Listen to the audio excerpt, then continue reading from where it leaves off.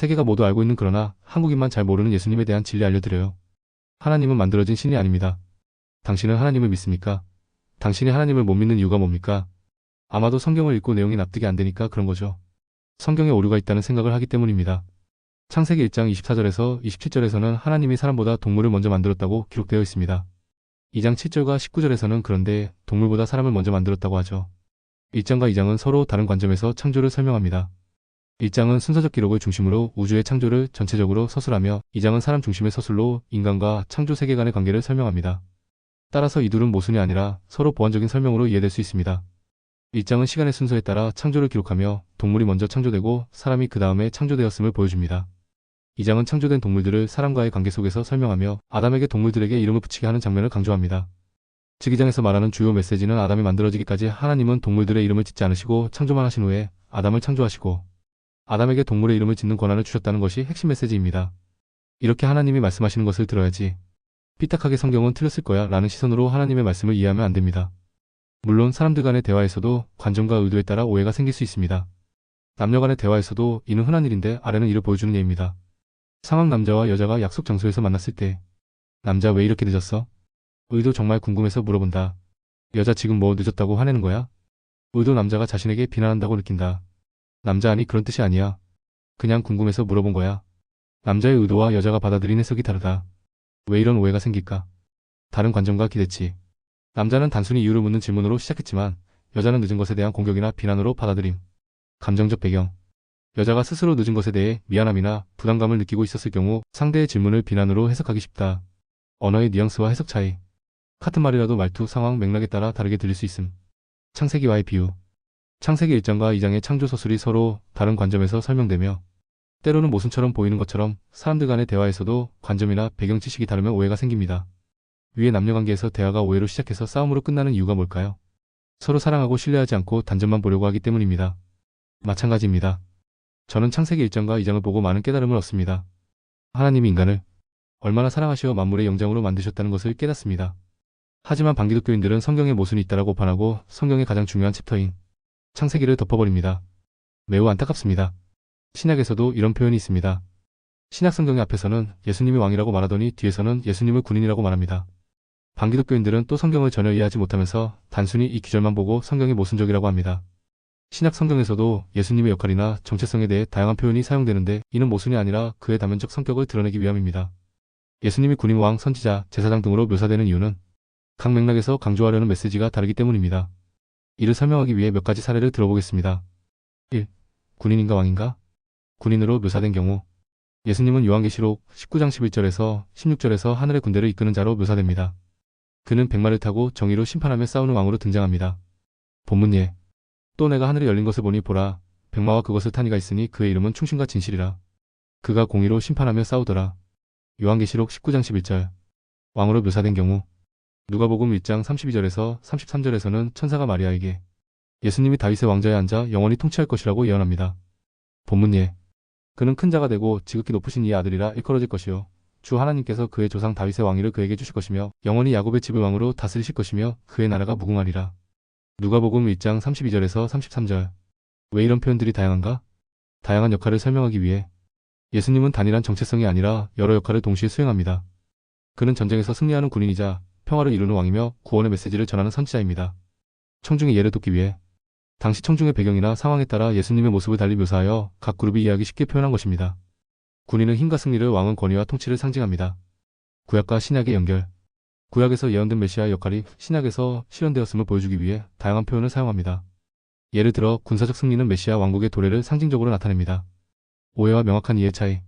예수님의 역할이 군인과 왕으로 다르게 표현된 것을 모순으로 여길 필요는 없습니다. 이는 예수님의 다차원적 사명을 설명하는 방식이며 각 표현이 서로 보완적인 역할을 합니다. 군인으로서 죄와 악을 심판하고 세상을 정하시는 모습. 왕으로서 다스림과 통치를 통해 평화와 구원을 이루는 모습. 적용과 결론. 이러한 표현들은 인간관계에서도 종종 나타납니다.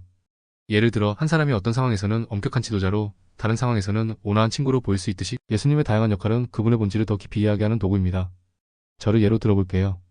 저는 실리콘밸리 회사에서 인공지능 컴퓨터 칩을 개발하는 창조적인 개발자이자 아시아의 하청업체 입장에서 보면 갑 중의 갑으로서 반도체 생태계를 지배하는 무시무시한 지배자입니다. 그러나 집에서 아들에게는 장난감 칼싸움에 늘치고 아들의 발차기에도 자빠지는 나약하지만 자상한 아버지입니다. 즉 군인과 왕으로 묘사된 예수님은 모순이 아니라 서로 보완적인 모습이며 그의 완전한 사역을 설명하기 위한 성경의 문학적 장치입니다. 하나님에 대해 알고자 하는 열망 없이 성경의 모순만은 찾아내서 나는 하나님을 믿지 않을 것이고 그 안 믿을 이유를 찾은 사람에게 하나님이 보이지 않습니다. 성경의 시간 순서대로 쓰이지 않은 구절을 보고 시간 순서대로 이해하려고 하면 시간 순서가 뒤죽박죽 엉켜 보입니다. 그 이유는 하나님이 그 기절을 시간 순서대로 쓰지 않았기 때문입니다. 고린도전서 14장 34절에는 여자는 교회에서 조용히 하라고 적혀 있습니다. 에베소서 5장 22절에는 아내들은 남편을 하나님처럼 생각하며 복종하라고 적혀 있습니다. 이 말씀을 보고 반기독교인들은 여성차별로 해석합니다. 특히 여성해방 운동가들 같은 급진 좌파 페미니스트들은 성경이 남성이 여성을 억압하는 책으로 해석합니다. 이것은 매우 잘못된 해석입니다. 고린도전서 14장 34절과 에베소서 5장 22절은 서로 다른 맥락에서 여성이 가지는 역할과 태도를 설명한 구절입니다. 이 두 구절이 모순이 아니라 상호 보완적인 표현이라는 점을 성경의 전체적인 맥락에서 살펴보겠습니다. 1. 고린도전서 14장 34절 여자는 교회에서 조용히 하라. 본문 및 배경. 여자는 교회에서 잠잠하라. 그들에게는 말하는 것이 허락되지 아니하였나니 율법에 이른 것 같이 오직 복종할 것이요. 고린도전서 14장 34절. 배경. 이 구절은 당시 교회 예배에서 혼란을 방지하기 위해 주어진 지침입니다. 고린도 교회는 예배 중에 질서가 깨지는 일이 있었고 여성들이 지나치게 말을 많이 하거나 논쟁을 일으키는 상황이 발생했기 때문입니다. 고린도 교회는 신앙적 다양성과 자유로움이 특징이었지만 그로 인해 혼란과 무질서가 빈번히 발생했습니다. 여성이 교회에서 잠잠하라는 명령은 고린도 교회의 특정 상황을 반영한 것으로 당시 여성들이 교회 예배에서 어떤 식으로든 혼란을 초래하거나 질서를 방해했기 때문입니다. 이는 예배의 중심을 흐리고 다른 이들의 집중을 방해할 수 있었습니다. 특히 고린도 지역은 헬라 문화 특유의 진보적인 문화가 세상에 가득했습니다. 고린도에서는 아프로디테 여신 숭배가 특히 유명했습니다. 아프로디테는 사랑과 아름다움의 여신으로 고린도 아크로폴리스 정상에 있는 아프로디테 신전이 그녀를 섬기는 주요 장소였습니다. 이곳에서 이루어진 숭배는 고대 세계에서 중요한 특징으로 꼽혔습니다. 아프로디테 신전과 성적 의식인 종교적 매춘. 일부 사료에 따르면 아프로디테 신전에는 여사제나 매춘부들이 여신의 이름으로 성적 의식을 수행했다고 전해집니다.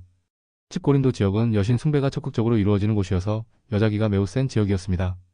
그로 인해서 정상적인 교회 운영이 안 될 정도로 심각한 상황이며 굳이 제가 현대문화로 표현한다면 여대 앞 대학가의 급진자파 페미니스트가 창궐하는 분위기였다고 보시면 됩니다.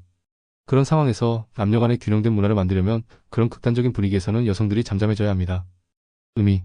잠잠하라는 여성을 억압하거나 가치를 낮추기 위한 명령이 아닙니다. 대신 당시 문화와 교회 상황에서 예배의 질서와 경건함을 유지하기 위한 실천적 지침이었습니다. 에베소서 5장 22절 아내들은 남편에게 복종하라. 본문 및 배경. 아내들이여 자기 남편에게 복종하기를 주께 하듯하라. 에베소서 5장 22절. 배경. 이 구절은 가정 내 질서와 화합을 설명하는 맥락에서 주어진 말씀입니다. 복종이라는 단어는 현대적으로 오해되기 쉽지만 당시 그리스 마이너스 로마 문화에서 상호적인 책임을 강조한 표현입니다. 의미. 여기서 복종은 무조건적인 굴종이 아니라 사랑과 존경을 바탕으로 한 상호 책임을 말합니다. 바로 이어지는 구절에서 남편에게는 아내를 그리스도께서 교회를 사랑하신 것처럼 사랑하라는 명령이 주어집니다. 에베소서 5장 25절. 이는 아내의 복종이 남편의 자기희생적 사랑과 상호보완적 관계임을 뜻합니다. 특히 한국 여자들이 이 기절을 보고 아픔을 느끼는 이유는 유교적인 여성과 남성의 관계 속에서 복종의 의미를 이해하기 때문입니다. 트라우마를 바탕으로 한 이해는 결국 오해로 이어집니다. 유교에서의 남녀관계의 복종은 성경에서 말하는 남녀관계의 복종과 다른 의미입니다. 이러한 언어와 문화의 벽 때문에 저는 성경을 한국어로 읽지 않는 것을 권합니다. 구약성경은 히브리어, 신약성경은 헬라어로 읽어야 맞지만 그것은 어려운 일이므로 영문 킹제임스 성경으로 읽을 것을 권합니다. 한글로 읽게 되면 한국어가 가진 유교적인 의미로 성경을 이해할 가능성이 매우 높습니다. 3. 상호보완적 의미. 이 두 구절은 여성의 가치를 낮추는 것이 아니라 각 맥락에서의 역할을 강조하며 더 큰 조화를 이루는 방법을 가르칩니다. 고린도전서와 에베소서의 공통점. 1. 질서와 화합을 강조. 고린도전서는 교회 예배에서의 질서와 경건을, 에베소서는 가정에서의 질서와 사랑을 강조합니다. 2. 책임의 상호성. 에베소서에서는 아내의 복종뿐 아니라 남편의 사랑을 강조하며 상호적인 책임을 요구합니다. 마찬가지로 고린도전서에서도 여성의 침묵은 질서를 유지하기 위한 역할로 이를 통해 교회 공동체 전체가 유익을 얻도록 합니다. 3. 시대적 맥락. 당시 문화와 관습을 존중하면서도 근본적인 진리 모든 사람이 하나님 안에서 동등하다는 점을 유지하는 방식으로 이해되어야 합니다. 갈라디아서 328. 4. 성경의 전체적 관점. 성경은 남녀 모두가 하나님의 형상대로 창조되었음을 가르칩니다. 창세기 127. 남성과 여성은 다른 역할과 은사를 가지고 있지만 하나님 앞에서는 동등한 가치를 가집니다. 예수님의 가르침. 예수님은 여성을 존중하고 그들에게 사역의 중요한 역할을 맡기셨습니다. 예를 들어 부활 후 가장 먼저 그 사실을 알린 사람들은 여성들이었습니다. 마태복음 281-10. 사도 바울의 가르침. 바울은 고린도전서나 에베소서에서 문화적 상황에 따른 실천적 지침을 제공했지만 동시에 여성의 중요성과 공로를 강조했습니다.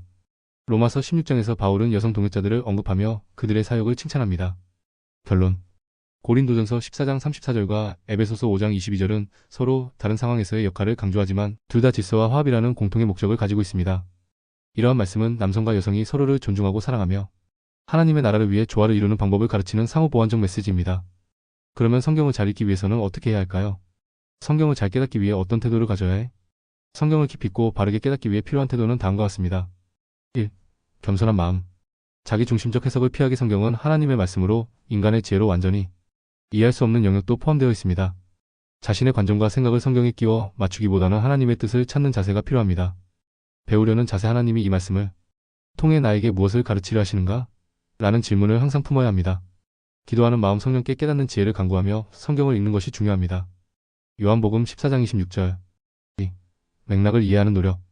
문맥과 역사적 배경 고려. 성경 구절 하나만 떼어 해석하지 말고 해당 구절의 앞뒤 맥락과 당시의 역사적, 문화적 배경을 함께 이해하려는 노력이 필요합니다. 이에 고린도전서의 내용은 고린도 교회의 상황에 맞춘 사도 바울의 겉면이었음을 고려해야 합니다. 성경 전체를 관통하는 메시지. 성경의 각 책이 분리된 내용이 아니라 전체적으로 연결된 하나님의 구속사임을 기억해야 합니다. 3. 성령의 인도의 의지. 성령의 조명. 성경은 단순한 글이 아니라 하나님의 영감으로 기록된 말씀입니다. 성령님의 도움 없이 인간의 힘으로는 온전한 깨달음에 이를 수 없습니다. 고린도전서 2장 14절. 기도와 묵상. 매일의 기도와 묵상을 통해 하나님의 뜻을 더 잘 이해하게 됩니다. 4. 공동체와 함께 읽기.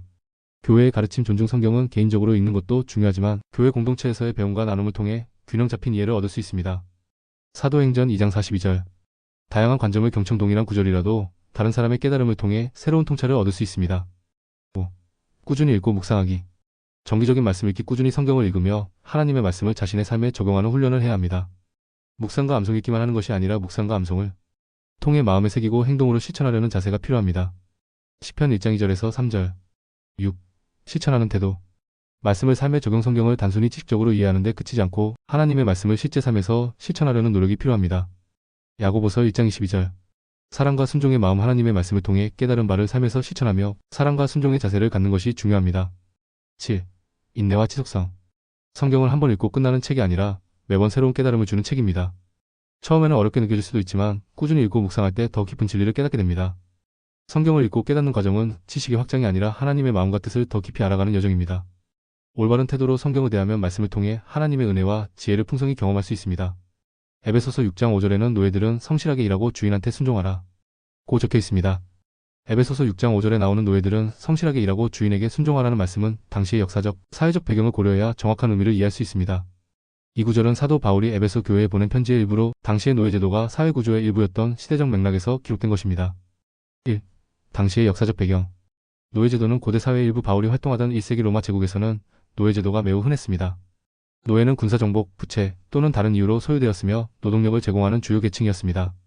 사회적 변화가 어려웠던 시대. 사도 바울은 당시 노예제도를 직접적으로 철폐할 수 있는 위치에 있지 않았으며 복음이 전파되는 과정에서 노예와 주인 모두가 교회 공동체의 일부였습니다. 2. 바울의 의도. 영적인 태도에 초점. 바울은 이 구절에서 노예들에게 사회적 상황을 넘어서 그리스도 안에서 성실하고 진실된 삶을 살도록 권면합니다. 이때 주인에게 순종하라는 권고는 단순히 인간 주인에 대한 복종이 아니라 그들의 행동이 주님께 하는 것처럼 이루어져야 함을 강조하는 것입니다. 6장 7절의 보완적 설명. 에베소서 6장 7절은 기쁜 마음으로 섬기기를 사람에게 하듯 하지 말고 주께 하듯 하라라고 말합니다. 이 말씀은 모든 행동의 궁극적인 목적이 하나님께 영광을 돌리는 것임을 나타냅니다. 서로 존중을 강조. 이어지는 에베소서 6장 9절에서는 주인들에게도 노예를 위협하지 말고 하늘의 주인이 계심을 기억하라고 명령합니다. 이는 노예와 주인 모두가 하나님 앞에서 평등함을 상기시키는 말씀입니다. 3. 현대적 적용. 노예제도를 옹호하는 말이 아닌 바울이 노예제도를 직접 비판하거나 폐지하려 하지 않은 것은 당시의 현실을 반영한 것입니다. 하지만 복음은 결국 인류의 모든 관계를 새롭게 하고 평등과 사랑의 원리를 심어주는 역할을 했습니다. 기독교의 가르침은 시간이 지나며 노예제도 폐지 운동에 큰 영향을 미쳤습니다. 현대적 해석. 직장과 사회관계의 적용. 오늘날 이 말씀은 노예 주인 관계 대신 직장 내의 고용인과 고용주 관계로 비유됩니다. 고용인 맡은 일에 성실하고 정직하게 일하며 단순히 인간 상사를 위한 것이 아니라 하나님을 섬기는 마음으로 일할 것을 권합니다. 고용주 권위로 억누르지 않고 사랑과 공정함으로 대하며 하나님 앞에서 자신도 피조물임을 기억해야 합니다. 4. 복음의 궁극적 메시지. 바울의 가르침은 궁극적으로 모든 사람이 하나님 앞에서 동등하다는 기독교의 원리를 강조합니다. 노예와 주인 모두 하나님께 종이며 그리스도 안에서는 차별이 없다는 사상이 골로새서 3장 11절이나 갈라디아서 3장 28절과 같은 구절에서도 명확히 드러납니다. 그리스도 안에서는 유대인이나 헬라인이나 종이나 자유인이나 모두 하나다. 갈라디아서 3장 28절. 5. 결론. 에베소서 6장 5절은 노예제도를 옹호하는 구절이 아니라 당시 사회적 맥락에서 하나님께 영광 돌리는 삶의 태도를 가르치는 구절입니다. 이는 현대에도 우리가 모든 상황에서 하나님을 중심으로 성실하고 진실하게 행동해야 함을 상기시켜줍니다. 성경이 말하는 인간의 죄와 노예제도의 원리. 성경은 인간의 삶의 모든 측면을 다루며 우리에게 세상이 어떻게 돌아가는지 알려주는 하나님의 지혜로운 말씀입니다. 그 중에서도 노예제도와 같은 역사적 현실은 단순히 시대의 산물이 아니라 인간의 탐욕과 죄의 결과로 나타난 것임을 가르쳐줍니다. 1. 노예는 인간의 죄의 결과. 성경은 창세기에서부터 인간의 죄가 세상에 들어오며 나타난 여러 부정적인 결과를 기록합니다. 하나님께서 창조하신 세상은 본래 선하고 완전했지만 인간이 하나님의 명령을 어기고 죄를 지으면서 세상은 타락하게 되었습니다. 그 결과 세상에는 불의와 억압이 자리 잡았으며 노예제도와 같은 구조적인 제약도 이 중 하나로 나타났습니다. 로마서 6장 16절은 너희 자신을 누구에게 종으로 들여 순종하든지 너희가 순종하는 자의 종이 되는 줄 알지 못하느냐라고 말씀합니다. 이는 단지 물리적 노예제도뿐 아니라 죄에 사로잡혀 살아가는 모든 인간의 영적 상태를 묘사합니다. 성경은 또한 하나님의 말씀을 떠난 삶은 필연적으로 누군가나 무엇인가의 종이 되는 삶을 가져온다고 경고합니다. 죄와 탐욕은 사람들을 사로잡아 진정한 자유를 빼앗아 가는 것입니다. 하나님을 믿는 삶이 주는 자유와 지혜. 반대로 성경은 하나님을 믿고 그분의 말씀에 순종하는 자들에게 진정한 자유와 지혜를 약속합니다. 하나님께서는 우리에게 올바른 길을 보여주실 뿐 아니라 그 길을 걸어갈 수 있는 힘과 축복을 주십니다. 잠언 3장 13절에서 14절 지혜를 얻은 자와 명철을 얻은 자는 복이 있나니 이는 은을 얻는 것보다 낫고 그 이익이 정금보다 나음이라. 성경은 지혜의 보고입니다. 하나님의 말씀을 깊이 연구하고 삶에 적용하는 사람은 세상을 바라보는 통찰력을 얻고 물질적 성공뿐 아니라 영적인 부유함까지 누릴 수 있습니다. 신명기 28장 1절에서 2절 내가 내 하나님 여호와의 말씀을 삼가 듣고 모든 명령을 지켜 행하면 내 하나님 여호와께서 너를 세계 모든 민족 위에 뛰어나게 하실 것이라. 하나님을 신실히 섬기는 자들에게는 번영과 영향력을 약속하십니다. 성경은 단지 영적 지침서가 아니라 실제로 우리의 삶에서 번영과 성공의 원리를 가르치는 책입니다. 3. 세상을 지배하는 성경적 가치관. 성경은 단순히 개인의 구원을 넘어 세상 전체를 다스리는 원리를 말합니다. 하나님의 말씀을 따라 살아가는 사람은 삶의 모든 영역에서 영향력을 미치며 세상의 부조리한 구조를 변화시킬 수 있는 능력을 얻게 됩니다. 마태복음 6장 33절 그런즉 너희는 먼저 그의 나라와 그의 의를 구하라. 그리하면 이 모든 것을 너희에게 더하시리라. 하나님의 나라를 우선순위에 두는 사람은 세상의 원리를 넘어서는 축복을 경험하게 됩니다. 욥기 28장 28절 하나님이 말씀하셨다. 보아라 주님을 경외하는 것이 곧 지혜요 악을 떠나는 것이 곧 명철이다. 하나님의 말씀은 단순히 도덕적 교훈이 아니라 우리를 부여와 번영으로 인도하는 실제적인 원리입니다. 4. 성경을 모르면 손해다. 성경은 단순히 종교적 가르침이 아닙니다. 이 책에는 인간의 본성과 세상의 원리를 통찰할 수 있는 지혜가 가득합니다. 이를 모른다면 우리 삶의 중요한 방향성을 잃게 될 수 있습니다. 성경은 단지 과거의 이야기가 아니라 현대를 살아가는 우리에게도 적용할 수 있는 영적, 도덕적, 실천적 가르침을 제공합니다. 하나님의 말씀은 우리를 얽매는 모든 것으로부터 자유롭게 하며 진정한 승리와 평안을 가져다 줍니다. 5. 결론. 노예제도와 같은 부조리는 인간의 제약된 본성의 산물입니다. 그러나 성경은 인간이 그 죄의 결과에서 벗어나 진정한 자유를 누릴 수 있는 길을 가르칩니다. 하나님의 말씀을 따르는 삶은 지혜와 번영, 그리고 세상을 변화시키는 능력을 약속합니다. 그러므로 성경을 알고 그 가르침을 따르는 것은 단순히 신앙적 유익을 넘어 개인의 삶과 세상을 새롭게 하는 길입니다. 성경을 모르는 것은 단지 종교를 모르는 것이 아니라 인생의 가장 중요한 지혜를 놓치는 것과 같습니다. 성경은 여자를 하대하고 노예제를 옹호하라는 글이 아닙니다. 그 다음 죽은 사람이 부활했다는 이야기를 해봅시다. 죽은 사람이 부활할 수 있을까요? 예수님의 죽으심과 부활하심에 대해 이야기해봅시다. 예수님의 죽으심과 부활에 대한 설득 역사적, 신학적, 논리적 관점에서 예수님의 죽음과 부활은 기독교 신앙의 핵심입니다. 이 사건은 역사적, 신학적, 그리고 인간 경험의 본질에 대한 논리적 관점에서 설명될 수 있습니다. 반기독교적 입장에서 죽은 사람이 어떻게 살아날 수 있는가? 라는 질문은 당연합니다. 하지만 성경은 이 사건을 단순한 이성으로만 이해할 수 없는 깊은 메시지로 제시합니다. 1. 역사적 관점 부활 사건의 기록과 증거. 예수님의 부활은 단순히 신화나 전설로 치부하기에는 너무 많은 역사적 증언과 기록에 기초하고 있습니다. 1. 초기 증인의 증언. 신약 성경은 부활을 목격한 500명이 넘는 증인을 고린도전서 15장 6절에서 기록합니다. 이 증언들은 단순히 구두로 전해진 이야기가 아니라 기록으로 보존되었습니다. 2. 제자들의 변화. 예수님의 제자들은 그분의 죽음 후 두려움에 떨며 숨었지만 부활을 경험한 후 세상을 향해 나아가 담대히 복음을 전했습니다. 그들의 태도 변화는 부활이라는 사건이 아니면 설명하기 어렵습니다. 3. 빈 무덤. 예수님의 무덤이 비어있었다는 사실은 당시 유대인 지도자들도 부인하지 못했습니다. 무덤의 봉인은 로마 군인들이 지켰고 돌을 옮기기란 어려운 일이었습니다. 빈 무덤의 존재는 합리적 설명이 필요한 증거입니다. 2. 신학적 관점 예수님의 부활이 가지는 의미. 1. 죄와 사망을 이기신 승리. 성경은 예수님의 부활을 통해 죄와 사망의 권세가 깨졌다고 말합니다. 고린도전서 15장 55절에서 57절. 인간은 누구나 죄와 죽음의 문제를 경험합니다.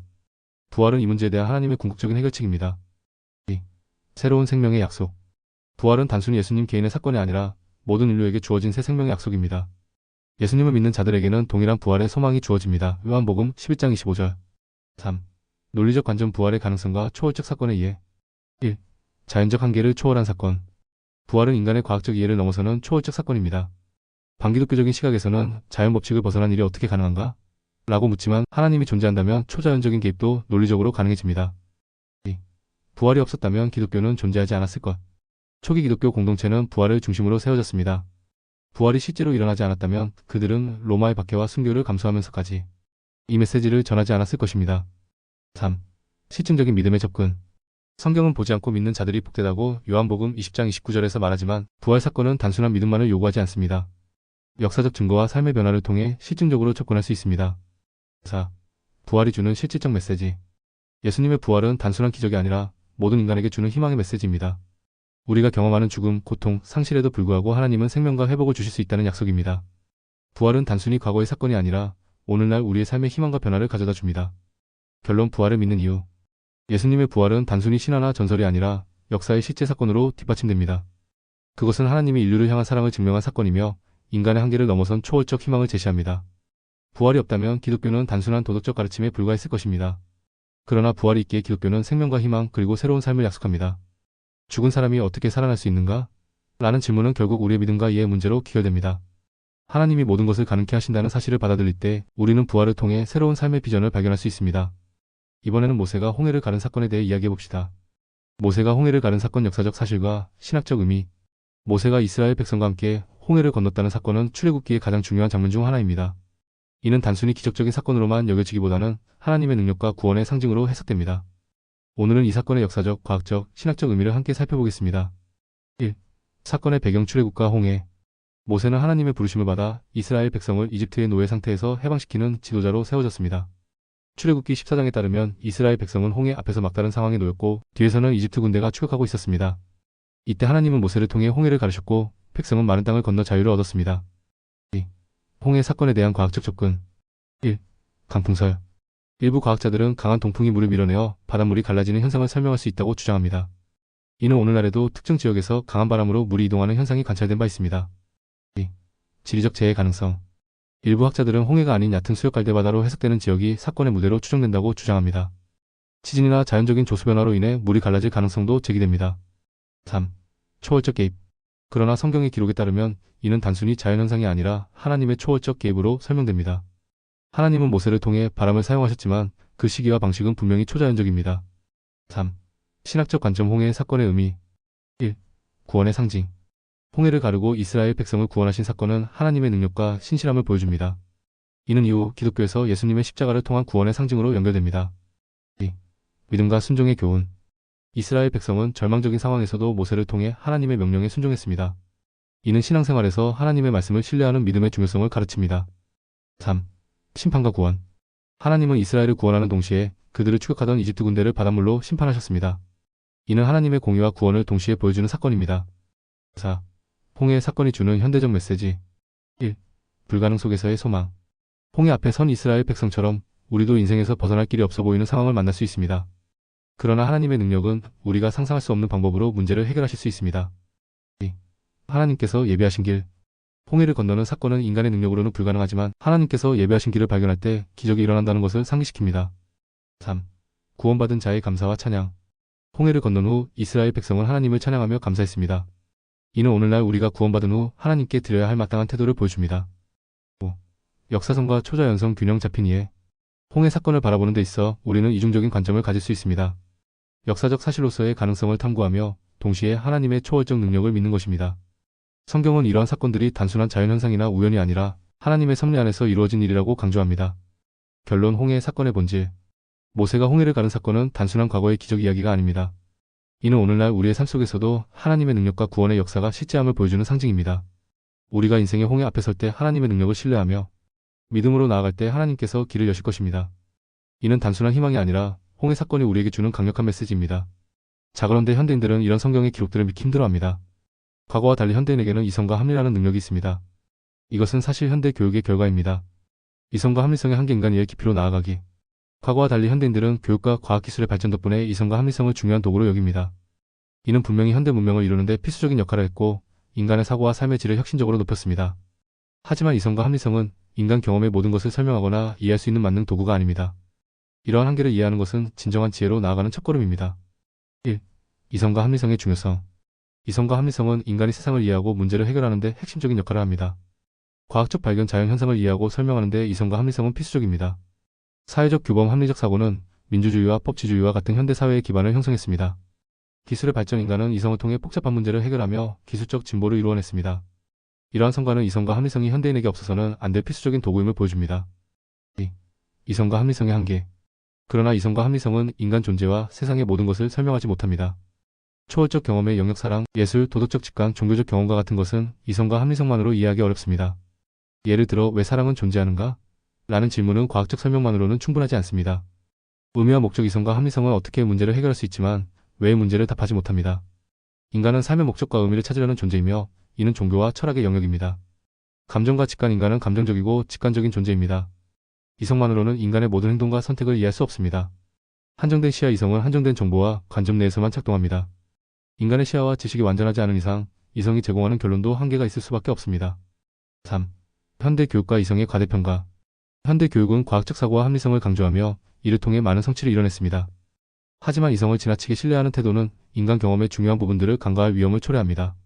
도구적 이성의 문제, 이성을 단지 문제 해결의 도구로만 여길 때 인간의 깊은 감정적 필요를 무시하게 됩니다. 영성의 소외, 초월적이거나 영적인 차원은 이성적 접근을 넘어섭니다. 이 영역이 무시되면 인간은 내적 공허함을 느낄 수 있습니다. 전체적 인간 이해의 결핍, 인간은 단순히 합리적인 존재가 아닙니다. 인간을 이해하려면 감정, 직관, 영성을 포함한 전체적인 접근이 필요합니다. 4. 이성의 한계를 넘어서는 통합적 접근. 이성과 합리성의 한계를 인정하는 것은 그것을 부정하는 것이 아닙니다. 오히려 이를 넘어서 더 깊고 풍부한 이해로 나아가는 길을 열어줍니다. 이성과 직관의 조화, 직관과 감정은 비합리적이지만 종종 진리를 깨닫는 중요한 도구입니다. 영적 통찰, 신앙이나 철학은 삶의 궁극적인 질문에 대한 답을 찾는 데 도움을 줄 수 있습니다. 인간의 겸손함, 한계를 인정하는 태도는 겸손으로 이어지며 이는 인간관계와 자기 성찰에 필수적입니다. 5. 결론, 이성과 합리성은 도구일 뿐 궁극적 답은 아니다. 이성과 합리성은 인간이 세상을 이해하는 데 중요한 도구지만 그것만으로는 인간 경험의 깊이와 넓이를 모두 포괄할 수 없습니다. 우리가 이성과 합리성의 한계를 인정하고 감정, 직관, 영성을 포함한 통합적 접근을 받아들일 때 진정으로 인간다운 삶을 살 수 있습니다. 이는 단순히 도구로서의 이성을 넘어 인간의 본질과 삶의 목적을 더 깊이 이해하는 데 도움을 줍니다. 현대인은 인터넷으로 검색 몇 번만 하면 누구라도 팩트체크가 가능한 세상이라고 착각합니다. 인터넷 팩트체크 가능성과 착각 사이. 현대사회는 인터넷이라는 방대한 정보의 바다 위에 떠 있습니다. 누구나 스마트폰이나 컴퓨터를 통해 몇 번의 클릭만으로 정보를 검색할 수 있고 이를 통해 진실에 쉽게 다가갈 수 있다고 생각합니다. 하지만 이는 착각일 수 있습니다. 인터넷은 정보를 제공하는 동시에 편향성과 왜곡된 사실이 뒤섞인 공간이기 때문입니다. 1. 인터넷이 주는 착각 정보 접근의 용이성. 즉각적 정보 접근. 인터넷은 방대한 데이터베이스를 손끝에서 제공하며 다양한 주제에 대한 정보를 빠르게 검색할 수 있는 도구입니다. 팩트체크의 환상, 검색 엔진의 발달로 인해 사람들이 필요한 정보를 찾아 진실을 확인할 수 있다는 착각을 심어줍니다. 하지만 이 접근의 용이성은 정보의 정확성이나 중립성을 보장하지 않습니다. 오히려 인터넷은 정보를 소비하는 우리의 비판적 사고력을 더욱 요구하는 환경입니다. 2. 인터넷 정보의 문제점. 1. 편향된 자료. 인터넷에는 특정 집단이나 개인의 이익을 반영하는 편향된 정보가 넘쳐납니다. 예시, 정치적 이슈나 사회적 갈등에 대한 자료는 특정 입장을 강화하기 위해 왜곡되거나 편향되기 쉽습니다. 알고리즘의 문제. 검색 엔진과 소셜 미디어의 알고리즘은 사용자가 선호할 가능성이 높은 자료를 우선적으로 보여줍니다. 이는 정보의 균형을 깨뜨리고 사람들을 피터버블 안에 가두는 결과를 낳습니다. 2. 출처의 신뢰성 부족. 인터넷에서 누구나 정보를 게시할 수 있는 환경은 신뢰할 수 없는 출처의 증가로 이어졌습니다. 가짜뉴스, 의도적으로 잘못된 정보를 퍼뜨려 사회적 혼란을 야기하는 콘텐츠가 많습니다. 출처 불분명. 정보의 출처가 명확하지 않거나 검증되지 않은 자료는 사실과 오구를 구별하기 어렵게 만듭니다. 3. 정보의 과잉. 인터넷에는 정보가 너무 많아서 오히려 진실을 찾는 과정이 복잡해졌습니다. 정보 과부하. 사용자가 과도한 정보 속에서 어떤 것이 진실인지 판단하기 어려워집니다. 반박 자료의 혼재. 동일한 주제에 대해 상반된 주장과 논거가 넘쳐나기 때문에 단순 검색으로 진실을 확인하기 어려운 경우가 많습니다. 3. 비판적 사고의 중요성. 인터넷에서 정보를 얻을 때 비판적 사고가 필수적입니다. 출처 검토. 정보의 출처를 확인하고 자료의 신뢰성을 평가해야 합니다. 다양한 관점 수용. 편향된 정보만 소비하지 않고 다양한 시각과 자료를 검토해야 합니다. 전문가의 의견 활용 인터넷 정보만으로 결론을 내리기보다 전문가의 분석과 검증된 데이터를 참고해야 합니다. 4. 결론 정보의 바다에서 길을 찾기. 인터넷은 현대인의 삶을 크게 바꾼 혁신적인 도구입니다. 하지만 인터넷에서 팩트를 체크할 수 있다는 믿음은 단순한 착각일 수 있습니다. 정보의 접근이 쉬워진 만큼 진실에 다가가는 과정은 더욱 복잡하고 신중해야 합니다. 인터넷을 제대로 활용하려면 단순히 검색하는 것을 넘어 정보를 분석하고 판단하는 비판적 사고를 갖추는 것이 필수적입니다. 결국 팩트체크의 진정한 열쇠는 도구가 아닌 사용자에게 달려 있습니다. 정보를 비판적으로 수용하는 태도가 없다면 인터넷은 단지 더 많은 혼란과 오해를 초래할 수 있는 공간에 불과합니다. 귀신에 대해 이야기해볼까요? 귀신의 존재에 대한 논의는 오랜 시간 동안 인류의 관심을 받아온 주제입니다. 현대 과학과 이성의 시대에도 여전히 많은 사람들이 영적 현상을 경험하고 귀신의 존재에 대해 질문을 던지고 있습니다. 귀신의 존재를 믿지 않는 사람들에게 이를 증명하려면 다음과 같은 논리와 사례를 고려할 수 있습니다. 1. 전 세계적 경험. 문화와 시대를 초월한 공통된 이야기. 귀신이나 영혼에 대한 이야기는 특정 지역이나 문화에 국한되지 않습니다. 고대부터 현대까지 동서양을 막론하고 모든 문화권에서 귀신이나 영적 존재에 대한 증언이 존재합니다. 한국의 저승사자와 혼령 이야기, 서양의 폴터가이스트와 고스트 스토리, 아프리카와 아시아의 조상 숭배와 영혼의 전승. 이처럼 서로 다른 문화권에서 독립적으로 등장하는 영적 존재는 인간이 공통적으로 경험한 무언가가 있을 가능성을 시사합니다. 2. 목격 사례와 기록. 개인적 증언. 수많은 사람들이 초자연적 현상을 경험했다고 증언합니다. 문이 스스로 열리고 닫히는 현상, 알 수 없는 발소리 음성, 특정 장소에서 반복적으로 나타나는 현상. 과학적으로 설명하기 어려운 이런 현상들은 사람들에게 귀신의 존재를 떠올리게 만듭니다. 기록된 사례. 역사적으로 귀신이나 영혼과 관련된 사례는 문헌에 다수 기록되어 있습니다. 유명한 심령 현상 영국의 보로 성에서 보고된 사건. 임사체험 죽음 직전의 사람들 중 다수가 유체이탈이나 영혼과 관련된 경험을 보고함. 3. 초자연적 현상의 과학적 연구. 심리학적 접근. 심리학자들은 귀신과 관련된 현상을 설명하려고 노력했으나 일부는 여전히 설명이 어렵습니다.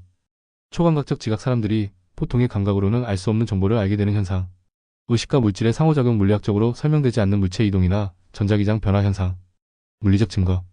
일부 초자연적 연구에서는 전자기기와 감지기를 통해 정체불명의 에너지가 특정 공간에서 감지되었다고 보고합니다. 이에 전자기 피드미터가 심령 현상을 탐지하기 위해 사용됨. 4. 종교와 철학적 관점. 종교적 설명. 대부분의 종교는 영혼이나 귀신의 존재를 인정합니다. 성경에서도 귀신이나 악령에 대한 언급이 자주 등장합니다. 이에 예수님이 귀신 들린 사람을 치유한 사례 마가복음 5장. 철학적 접근. 영혼이나 귀신의 존재를 부정하기 위해서는 모든 영적 경험이 심리적 착각 또는 물리적 현상으로 설명되어야 합니다. 그러나 이를 100% 과학으로 설명하기엔 한계가 있다는 것이 철학적 관점입니다. 5. 현대적 접근 귀신과 심리학 과학.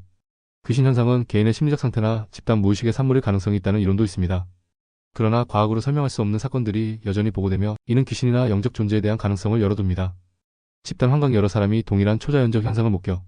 초자연적 기계 오작동 전자기파 이상 현상이 특정 장소에서만 반복적으로 나타남.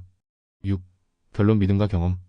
귀신의 존재는 이성과 합리로 전부 설명할 수 없지만 이를 부정하는 것 또한 쉽지 않습니다. 귀신은 과학과 신앙의 경계에서 질문을 던지게 하는 존재입니다.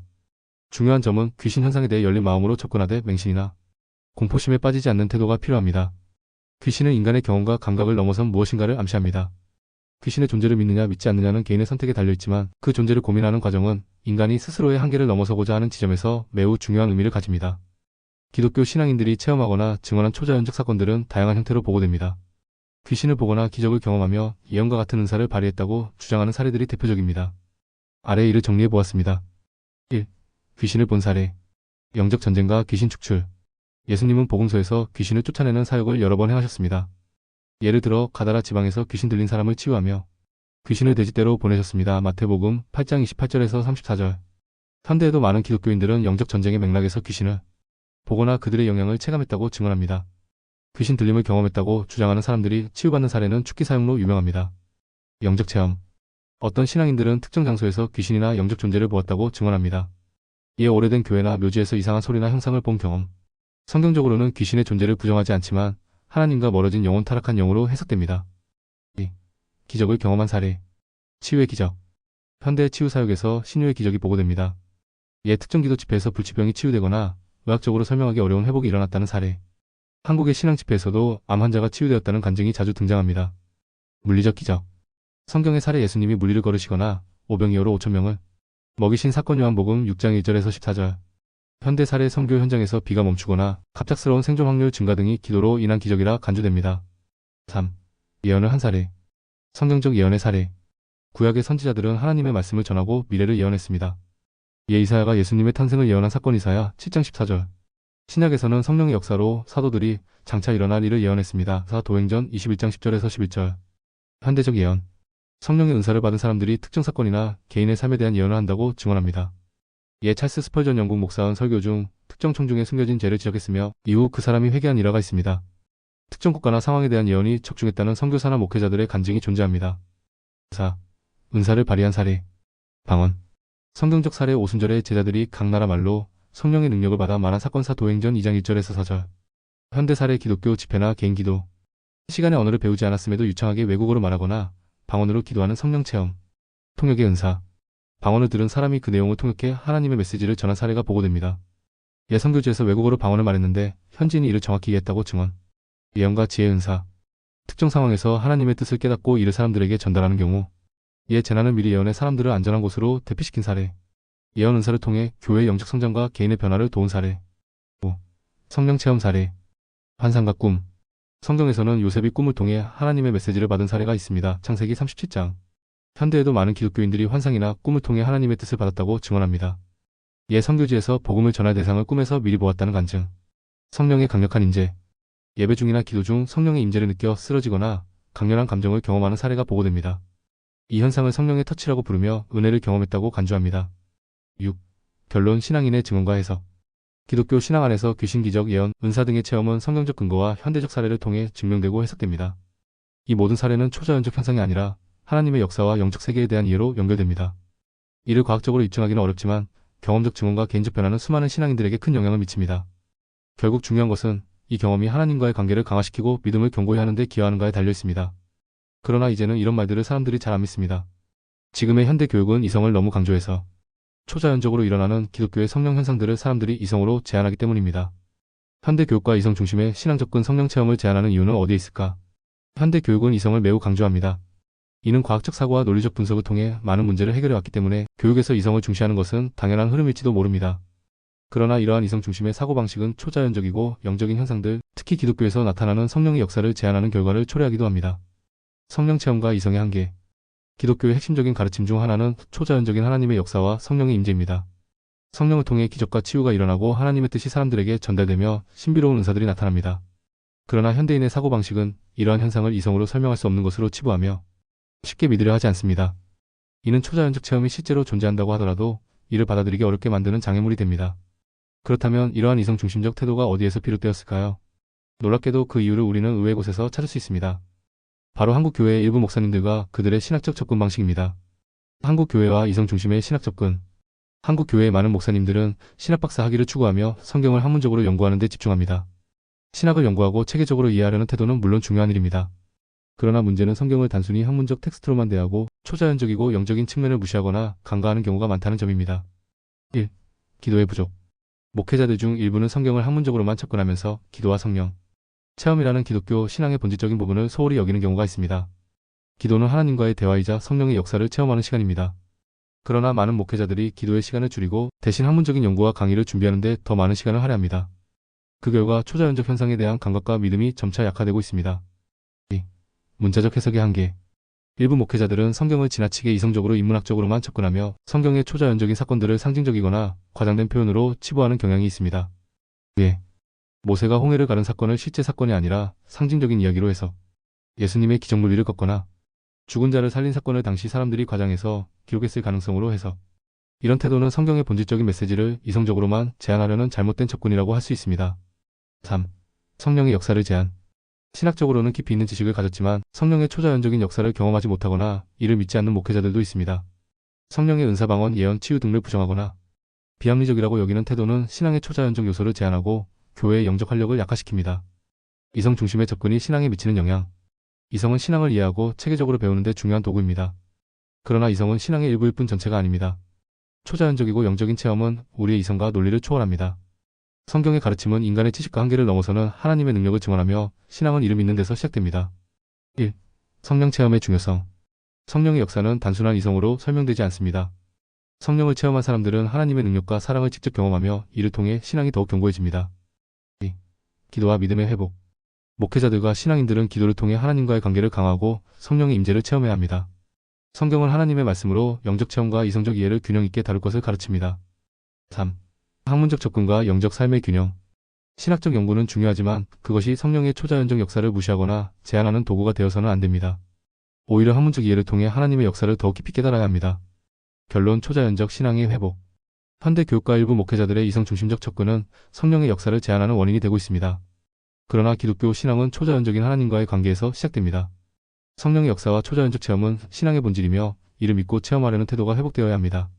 기도와 말씀의 조화, 이성과 믿음의 균형을 통해 현대의 신앙인들이 다시금 초자연적인 하나님의 능력을 체험할 수 있기를 바랍니다.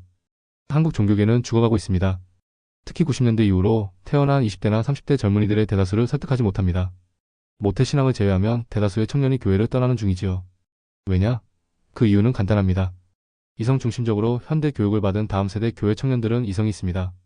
그래서 성경 말씀대로 살지 않는 기성세대 교회 어르신을 보고 큰 회의와 못을 겪게 됩니다. 이 모든 것은 유교적인 기독교 문화에 있습니다. 유교를 문화에서 제거하지 못한 채 기독교를 받아들여 유독교 형태로 변화된 기독교를 보면서 젊은이들은 큰 모순을 느낍니다. 그 다음 세대 신세대 기독교인들이 기성세대의 한국 기독교의 모순을 느끼는 이유는 간단하면서도 깊이 뿌리박힌 문제들에서 비롯됩니다. 이성과 믿음의 충돌. 다음 세대의 회의. 이성 중심적으로 현대 교육을 받은 다음 세대의 청년들은 논리적 사고와 합리성을 중요하게 생각합니다. 그들은 단순히 교회가 가르치는 내용을 받아들이기보다는 스스로 비판적으로 사고하고 그 안에서 진정한 가치를 찾으려 합니다. 하지만 문제는 교회 내부에서 벌어지는 모순과 부조리한 행동들이 젊은 세대에게 신앙의 걸림돌로 작용하고 있다는 점입니다. 1. 기성세대의 모순된 모습. 교회 청년들은 종종 성경 말씀대로 살지 않는 기성세대 어르신들의 모습에서 큰 회의감을 느낍니다. 설교와 행동의 괴리. 교회에서 사랑과 나눔을 설파하지만 정작 교회 내부에서는 권위주의와 위선적인 행동이 만연합니다. 위계질서와 권위주의. 유교적 문화가 섞인 한국 교회는 연령과 직분 중심의 위계질서를 고수하며 젊은 세대의 목소리를 묵살하는 경향이 있습니다. 이런 환경 속에서 젊은 세대는 교회가 생명력 있는 공동체가 아닌 폐쇄적이고 권위적인 조직으로 느껴질 수밖에 없습니다. 2. 유교적 기독교 문화의 문제. 한국 교회의 독특한 문화적 뿌리도 문제를 가중시킵니다. 유교적 문화에서 기독교를 받아들이며 형성된 유독 교유교적 기독교는 교회 내부에서 많은 문제를 낳았습니다. 장유유서와 복종. 어른을 공경하라는 유교적 전통이 교회에서도 무비판적으로 적용되면서 젊은 세대의 의문과 비판은 불경으로 치부됩니다. 형식주의와 의례 중심. 유교 문화에서 비롯된 형식적인 예배와 간습은 성경적 가르침의 본질을 흐리게 하고 젊은 세대에게는 시대착오적인 요소로 느껴지게 만듭니다. 집단주의와 폐쇄성. 유교적 사고의 영향을 받은 교회는 우리끼리의 문화를 형성하며 외부로부터의 비판이나 새로운 접근 방식을 거부하는 경향이 강합니다. 젊은 세대의 모순 감지와 신앙의 위기. 이러한 상황 속에서 젊은 세대는 점점 교회와 멀어지고 있습니다. 그들은 교회에서 말하는 복음의 메시지가 진리임을 믿고 싶어 하지만 교회의 모순과 위선을 보며 신앙 자체에 회의를 느낍니다. 특히 기독교가 본래 전파하고자 했던 사랑과 은혜의 메시지는 권위주의와 물질주의로 변질된 교회의 모습에 가려져 있습니다. 청년들의 질문. 왜 교회는 사랑과 나눔을 말하면서 서로를 정죄하고 차별하는가? 왜 기성세대는 성경대로 살지 않으면서 젊은 세대에게만 희생과 순종을 강요하는가? 교회는 왜 변화하지 않는가? 변화가 필요한 방향. 복음의 본질로 돌아가야 한다. 젊은 세대를 붙잡고 한국 교회의 생명을 되살리기 위해서는 몇 가지 변화가 필요합니다. 1. 복음의 본질로 돌아가기. 기독교의 본질은 사랑과 은혜입니다. 교회는 유교적 잔재를 걷어내고 예수님의 가르침에 충실한 사랑의 공동체로 거듭나야 합니다. 위계와 권위를 강조하는 대신 모든 세대를 아우르는 평등하고 열린 소통의 장을 마련해야 합니다. 모든 이가 하나님의 형상으로 지음받았다는 복음의 메시지를 실천하는 공동체가 되어야 합니다. 2. 젊은 세대의 목소리를 듣기. 청년들은 교회의 미래입니다. 그들의 질문과 고민을 진지하게 듣고 그들의 언어로 복음을 전달해야 합니다. 젊은 세대가 공감할 수 있는 방식으로 신앙을 설명하고 그들의 이성과 합리성에 부합하는 답을 제시해야 합니다. 디지털 시대에 맞는 새로운 접근 방식, 온라인 예배, 소셜미디어 활용 등을 적극 도입해야 합니다. 3. 성경적 신앙으로의 회복. 성경은 단순한 도덕 교과서가 아닙니다. 그것은 하나님의 생명력 있는 말씀입니다. 교회는 성경을 학문적으로만 접근하는 태도에서 벗어나 성령을 통해 체험하는 신앙을 회복해야 합니다. 기도와 예배, 나눔과 사랑을 통해 성경 말씀의 실제적 적용을 보여줘야 합니다. 결론. 새로운 교회의 길. 한국 교회는 변화의 기로에 서 있습니다. 과거의 관습과 위계질서를 고수한다면 젊은 세대는 더욱 교회를 떠날 것입니다. 그러나 복음의 본질로 돌아가고 사랑과 소통으로 하나 되는 교회로 거듭난다면 한국 교회는 다시금 생명을 되찾을 수 있습니다. 이성 중심의 사고를 존중하되 이성을 넘어서는 하나님의 사랑과 은혜를 체험하게 하는 것이 진정한 교회의 사명입니다. 젊은 세대는 신앙의 적이 아닙니다. 그들은 교회를 갱신하고 복음의 생명력을 다시 불어넣을 귀중한 동역자들입니다. 하지만 이렇게 현대인들은 의심하는 능력이 있습니다. 그리고 그 이성을 바탕으로 반항하는 능력이 생겼습니다. 사실 과학이 발달한 것도 그래서 우리가 이렇게 잘 사는 것도 의심하는 능력 덕분입니다. 그 덕에 인공지능도 발전하고 스마트폰도 있고 게임기도 있고 자율주행 자동차도 생겨났죠. 이러한 이성주의가 태동한 이유를 설명해보자면 서구의 과학, 이성, 계몽주의의 발전으로 인해 종교적 신념은 서서히 약화되었고 그런 이성주의가 한국의 젊은이들의 교육에 영향을 미쳤죠. 사실 서양 유학파들이 다 이런 걸 공부하고 한국에 들어오니깐요. 니체의 신은 죽었다의 의미. 프리드리 니체의 유명한 선언, 신은 죽었다는 철학적, 문화적, 역사적 맥락에서 깊이 있는 의미를 담고 있습니다. 이 표현은 단순히 종교적, 신앙의 소멸을 의미하지 않습니다. 그것은 서구 문명의 정신적, 윤리적 기반에 대한 근본적인 도전을 상징합니다. 1. 신은 죽었다의 배경. 니체가 이 말을 처음 한 것은 그의 저서 즐거운 학문에서입니다. 여기서 광인이라는 인물이 외칩니다. 우리가 신을 죽였다. 너와 내가. 우리는 모두 그의 살해자다. 이 표현은 현대 서구 사회에서 기독교적 가치와 세계관이 더 이상 사람들의 삶의 중심이 되지 않는 상황을 반영합니다. 근대의 영향. 과학, 이성, 계몽주의의 발전으로 인해 종교적 신념은 서서히 약화되었습니다. 우주론에서 천동설이 지동설로 대체되고 생물학에서 진화론이 창조론에 도전하며 철학과 윤리가 초월적 신의 개입 없이도 논의되면서 신에 대한 믿음은 이전처럼 절대적 권위를 잃었습니다. 윤리적 기반의 붕괴. 니체는 기독교적 신앙이 약화되면서 사람들이 더 이상 전통적인 도덕적 기준에 의지하지 않게 되는 현상을 관찰했습니다. 그는 이러한 상태를 가치의 진공 상태로 보았습니다. 2. 니체의 선언의 의미. 니체가 신은 죽었다고 말할 때 그는 단순히 종교적 신의 죽음을 말하는 것이 아닙니다. 이 표현은 다음과 같은 주요 의미를 포함합니다. 1. 기독교적 가치의 종말. 기독교가 오랫동안 서구 문명을 지탱해온 윤리적, 도덕적, 세계관적 기반이었으나 이 가치들이 더 이상 유효하지 않음을 지적합니다. 기독교 이후에 공백 신앙이 사라진 자리에 무엇을 채울 것인가? 니체는 신의 죽음이 단지 종교의 소멸이 아니라 도덕적, 철학적 기반의 붕괴를 의미한다고 보았습니다. 이 인간 존재의 새로운 책임. 신이 죽었다는 것은 더 이상 외부의 절대적인 권위나 초월적 존재가 인간에게 삶의 의미를 제공하지 않는다는 뜻입니다. 이제 인간은 스스로 자신의 삶의 의미와 도덕적 기준을 창조해야 합니다. 이는 니체가 말한 초인의 개념과 연결됩니다. 초인은 스스로의 가치와 목표를 설정하고 주체적으로 삶을 개척하는 존재입니다. 3. 문화적, 사회적 위기. 니체는 신의 죽음으로 인해 문화적 위기와 허무주의의 도래를 예견했습니다. 허무주의. 신앙과 전통적 가치가 사라지면서 사람들이 더 이상 삶의 의미를 발견하지 못하는 상태. 왜 살아야 하는가?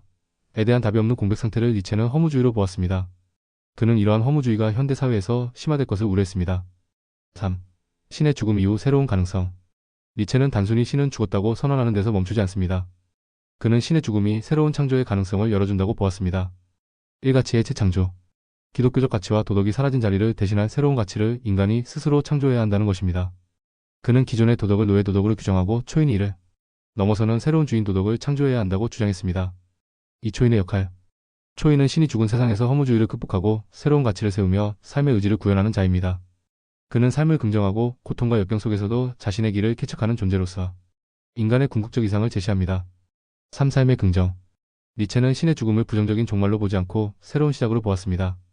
그는 인간이 더 이상 초월적 존재에 의지하지 않고도 삶을 긍정하고 스스로를 창조할 수 있는 기회를 가진다고 보았습니다. 4. 현대사회에서의 신은 죽었다. 니체의 선언은 여전히 현대사회에서도 큰 영향을 미치고 있습니다. 과학과 기술이 발달한 현대에서도 허무주의와 도덕적 공백의 문제는 여전히 중요한 주제입니다. 인간은 여전히 삶의 의미와 윤리적 기준에 대한 답을 찾기 위해 노력하고 있습니다. 결론. 니체의 신은 죽었다는 단순히 종교를 비판하거나 신의 존재를 부정하려는 선언이 아닙니다. 그것은 전통적 가치와 윤리의 붕괴를 직시하고 인간이 새로운 삶의 의미와 가치를 창조해야 한다는 도전입니다. 신의 죽음은 위기인 동시에 기회입니다. 니체는 이를 통해 인간에게 더 큰 책임과 자유를 부여하려 했습니다. 따라서 이 선언은 현대사회의 윤리적, 철학적 질문을 던지는 중요한 출발점으로 여겨질 수 있습니다. 니체가 신은 죽었다고 선언하며 전통적 기독교적 가치와 신앙에 도전했음에도 불구하고 기독교 신앙이 여전히 중요한 이유는 다각적인 관점에서 설명될 수 있습니다. 기독교 신앙은 철학적, 윤리적, 역사적, 실존적 그리고 공동체적 차원에서 현대사회에 깊은 의미를 제공합니다. 1. 윤리적 기반 제공. 기독교는 여전히 현대인의 도덕적, 윤리적 가치를 형성하는 데 중요한 역할을 합니다. 보편적 도덕. 사랑, 용서, 겸손, 이웃사랑과 같은 기독교적 가치는 오늘날 인류의 도덕적 기초로 자리 잡고 있습니다. 황금률 골든룰로 불리는 내 이웃을 내 몸처럼 사랑하라는 가르침은 많은 문화와 사회에서 윤리적 이상으로 받아들여집니다. 도덕적 공백 극복. 니체가 예견한 허무주의는 도덕적 공백을 초래할 수 있습니다. 기독교는 이 공백을 사랑과 희망, 믿음으로 채울 수 있는 도덕적 나침반을 제공합니다. 2. 삶의 의미와 목적 제공.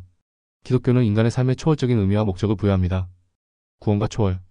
기독교는 인간의 삶을 단순히 이 세상의 일들로 제한하지 않고 영원한 삶과 신적 목적을 통해 초월적인 차원으로 확장합니다. 예수 그리스도의 죽음과 부활은 인간의 고통과 죽음조차도 의미와 희망으로 승화시킬 수 있음을 보여줍니다. 고난 속의 희망. 어려움과 고통 속에서 기독교는 고난에는 이유가 있으며 모든 일이 합력하여 선을 이룬다 로마서 828년 메시지로 희망을 제공합니다. 3. 공동체와 연대 형성. 기독교 신앙은 개인주의적 세상에서 사람들을 하나로 묶는 강력한 연대와 공동체의 기초를 제공합니다. 교회의 역할. 교회는 믿음의 공동체로서 사람들이 서로 사랑하고 돕는 관계를 형성하게 합니다. 사회적 영향력. 역사적으로 기독교는 자선, 교육, 의료, 인권운동 등을 통해 공동체를 변화시키는 힘으로 작용했습니다. 예컨대 고대 로마 시대의 기독교 공동체는 사회적 약자 노예, 여성 병자들을 돌보며 그들의 가치를 존중하는 문화를 만들었습니다. 4. 초월적 질문에 대한 답변. 기독교는 과학과 이성이 답하지 못하는 초월적 질문의 답변을 제공합니다.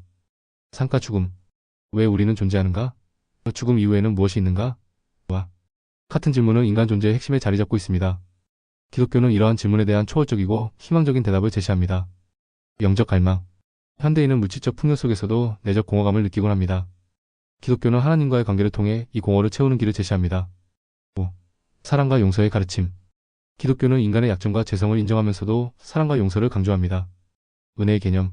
인간은 스스로 완벽할 수 없다는 것을 인정하며 하나님의 은혜로 새롭게 태어날 수 있음을 가르칩니다. 관계 회복. 용서와 화해는 개인과 사회의 관계를 회복시키는 중요한 기독교적 가치입니다. 6. 역사적 지속성과 문화적 영향력.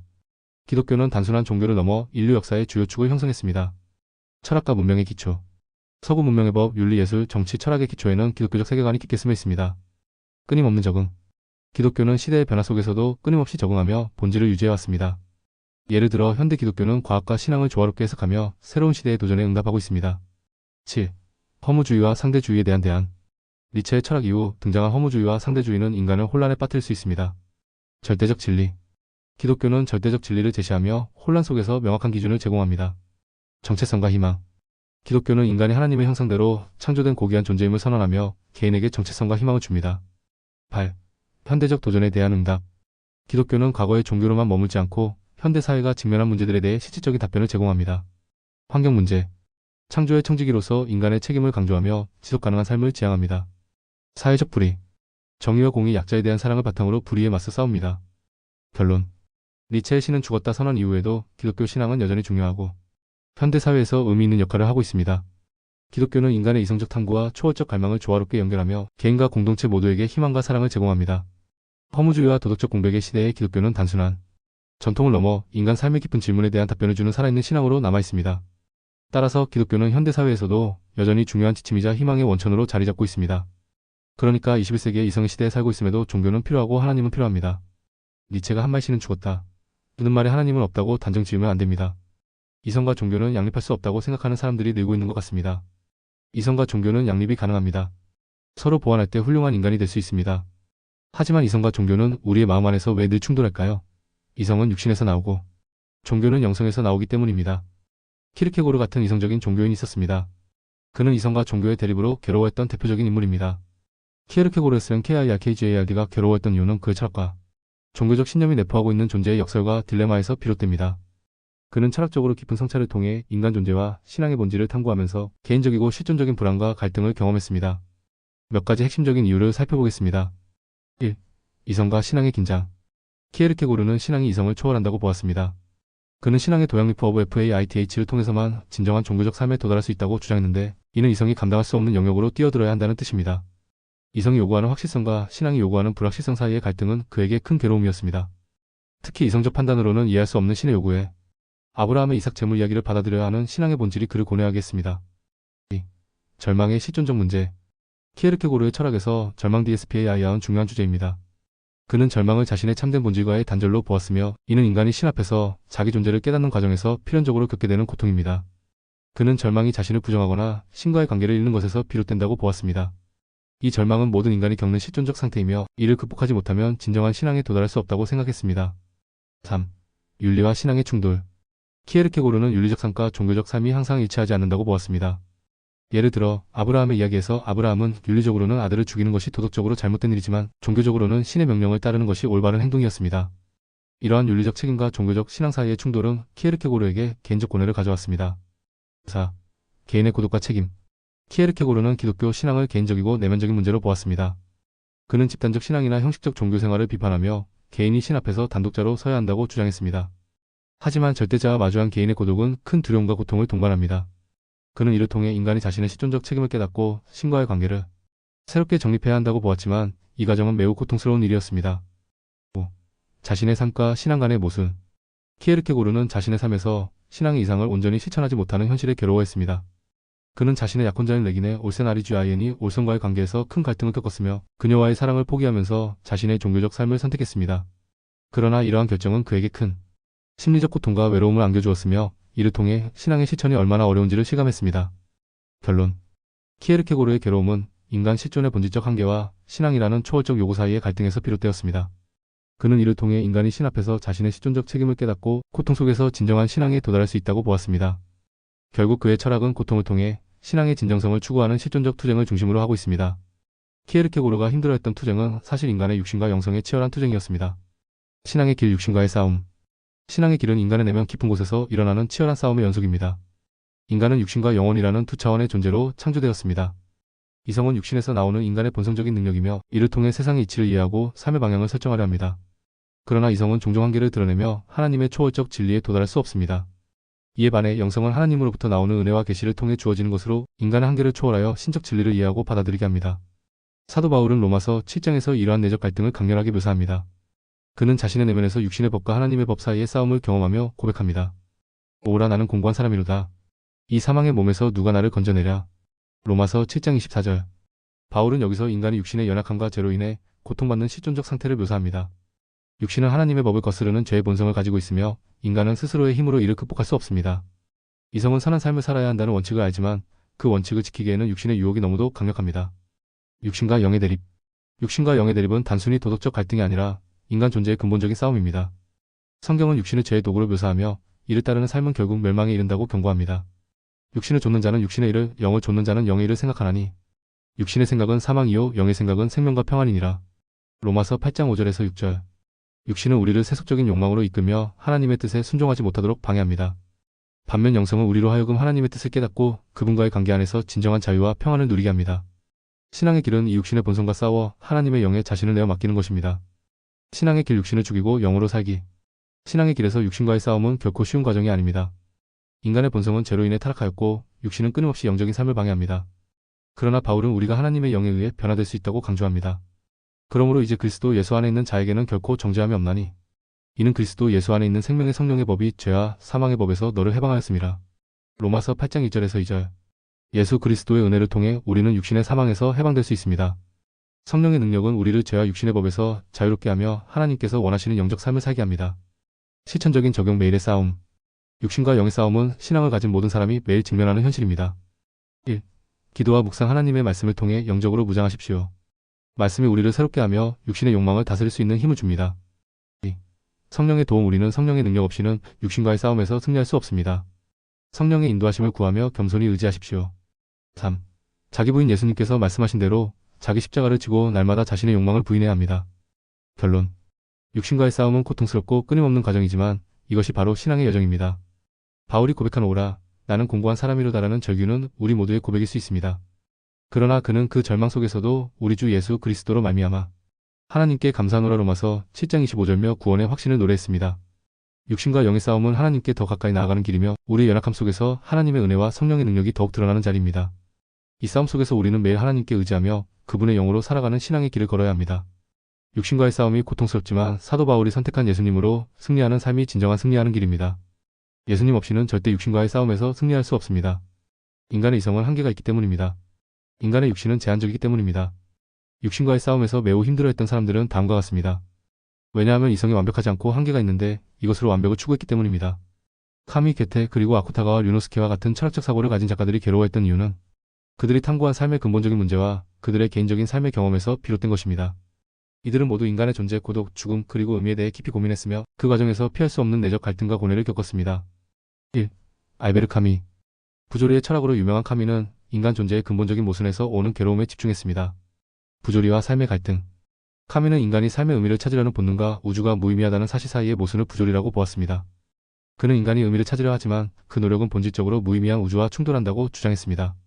이 부조리한 상황에서 자살이라는 극단적인 선택이 자연스럽게 떠오르지만 카미는 이를 부정하며 부조리 속에서도 살아가야 한다고 강조했습니다. 그의 고뇌. 그는 부조리를 받아들이면서도 어떻게 삶을 긍정할 수 있는지에 대해 끊임없이 고민했습니다. 시지프 신화에서 그는 끝없이 바위를 밀어야 하는 시지프의 모습을 통해 부조리한 삶을 받아들이고 그 안에서 자유를 찾으려는 자세를 보여줍니다. 그러나 그의 삶 역시 철학적 탐구의 무게와 인간관계, 정치적 갈등 등에서 오는 고독으로 인해 힘들었습니다. 요한 볼프강 폰 괴테. 괴테는 자연, 인간, 그리고 초월적 존재에 대한 깊은 통찰과 고민으로 유명합니다. 그의 작품은 인간의 감정과 실존적 갈등을 예리하게 포착하고 있습니다. 실존적 고뇌. 그의 초기 작품 젊은 베르테르의 고뇌는 인간의 사랑과 욕망, 사회적 제약 사이의 갈등을 다룹니다. 이 작품은 괴테 자신의 경험을 바탕으로 쓰였으며 그도 한때 사랑과 삶의 무의미함 사이에서 극심한 고뇌를 겪었습니다. 그는 인간이 자연의 일부로서 조화를 이루고자 하지만 동시에 자아와 욕망으로 인해 끊임없이 갈등한다고 보았습니다. 내적 모순. 괴테는 철저히 이성을 중시했으면서도 인간의 감정과 열정을 외면하지 않았습니다. 이성적 삶을 추구하면서도 예술과 자연 속에서 감정의 해방을 찾으려는 그의 노력은 종종 그를 괴롭혔습니다. 3. 아쿠타가와 류노스케. 류노스케는 일본 근대 문학을 대표하는 작가로 인간의 내면적 고뇌와 시대적 모순을 탐구했습니다. 그의 삶은 극심한 정신적 고통과 불안을 반영합니다. 불안과 우울. 류노스케는 자신이 겪은 정신적 불안과 우울증에 시달렸습니다. 그는 끊임없이 삶과 죽음의 의미를 고민했으며 자기 자신을 불안의 덩어리라고 묘사했습니다. 특히 일본 전통과 서구 문화가 충돌하는 메이지 시대의 혼란 속에서 그는 문화적 정체성과 개인적 정체성의 갈등을 경험했습니다. 자아와 타자. 그의 작품은 인간의 위선, 도덕적 모순, 그리고 자아와 타자 사이의 긴장을 중심으로 합니다. 이는 그의 내면적 고통과 직결되어 있으며 그가 겪은 시대적 불확실성 속에서 더욱 증폭되었습니다.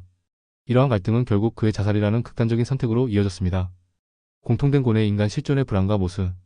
이 세 작가가 힘들어했던 이유를 종합하면 모두 삶의 의미를 찾으려는 노력과 그 한계에서 오는 고통을 경험했습니다.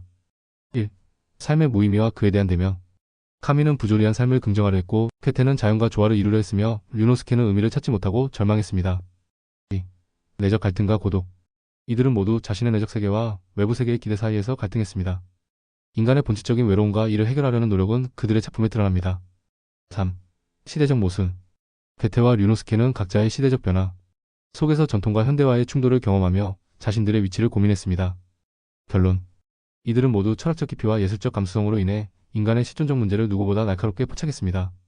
그들이 겪은 고통은 삶의 본질을 탐구하는 과정에서 오는 불가피한 고뇌였으며 이러한 고민은 그들의 작품 속에서 고스란히 드러납니다. 결국 그들의 괴로움은 단순히 개인적인 고통이 아니라 인간 존재와 실존의 본질에 대한 깊은 통찰로 이어졌습니다. 인간의 고뇌, 이성과 의지로 해결할 수 없는 이유. 인간의 삶은 끊임없는 고뇌와 갈등으로 가득합니다. 우리의 이성은 문제를 분석하고 해결책을 제시하려 노력하지만 삶의 깊은 고통과 실존적 질문 앞에서는 무력함을 드러냅니다. 의지는 결단을 통해 변화를 시도하지만 인간의 연약함과 한계는 쉽게 이를 가로막습니다. 결국 인간의 고뇌는 이성도 의지도 아닌 하나님의 은혜와 예수님께 맡김으로만 해결될 수 있습니다. 1. 이성의 한계. 이성은 우리에게 논리와 분석을 통해 문제를 해결할 방법을 제공하지만 삶의 본질적인 고통과 의미에 대해 답을 주지 못합니다.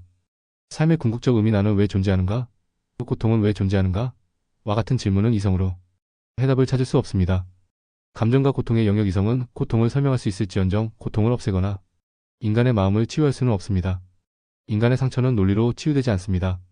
성경은 인간의 이성의 한계를 명확히 지적합니다. 주의 생각은 내 생각과 다르며 주의 길은 내 길과 다르니라. 이사야 55장 8절. 이성은 하나님의 크고 깊은 뜻을 이해하기에 부족하며 우리는 우리 자신을 넘어서는 초월적인 도움을 필요로 합니다. 2. 의지의 연약함. 인간의 의지는 강력한 힘처럼 보이지만 반복되는 실패와 한계 앞에서는 좌절합니다. 죄와의 싸움. 바울은 자신의 의지가 선을 행하려 하지만 죄의 법이 이를 가로막는 현실을 고백했습니다. 원함은 내게 있으나 선을 행하는 것은 없노라. 로마서 7장 18절. 인간의 의지로 죄와 고통의 근본 원인을 제거하는 것은 불가능합니다.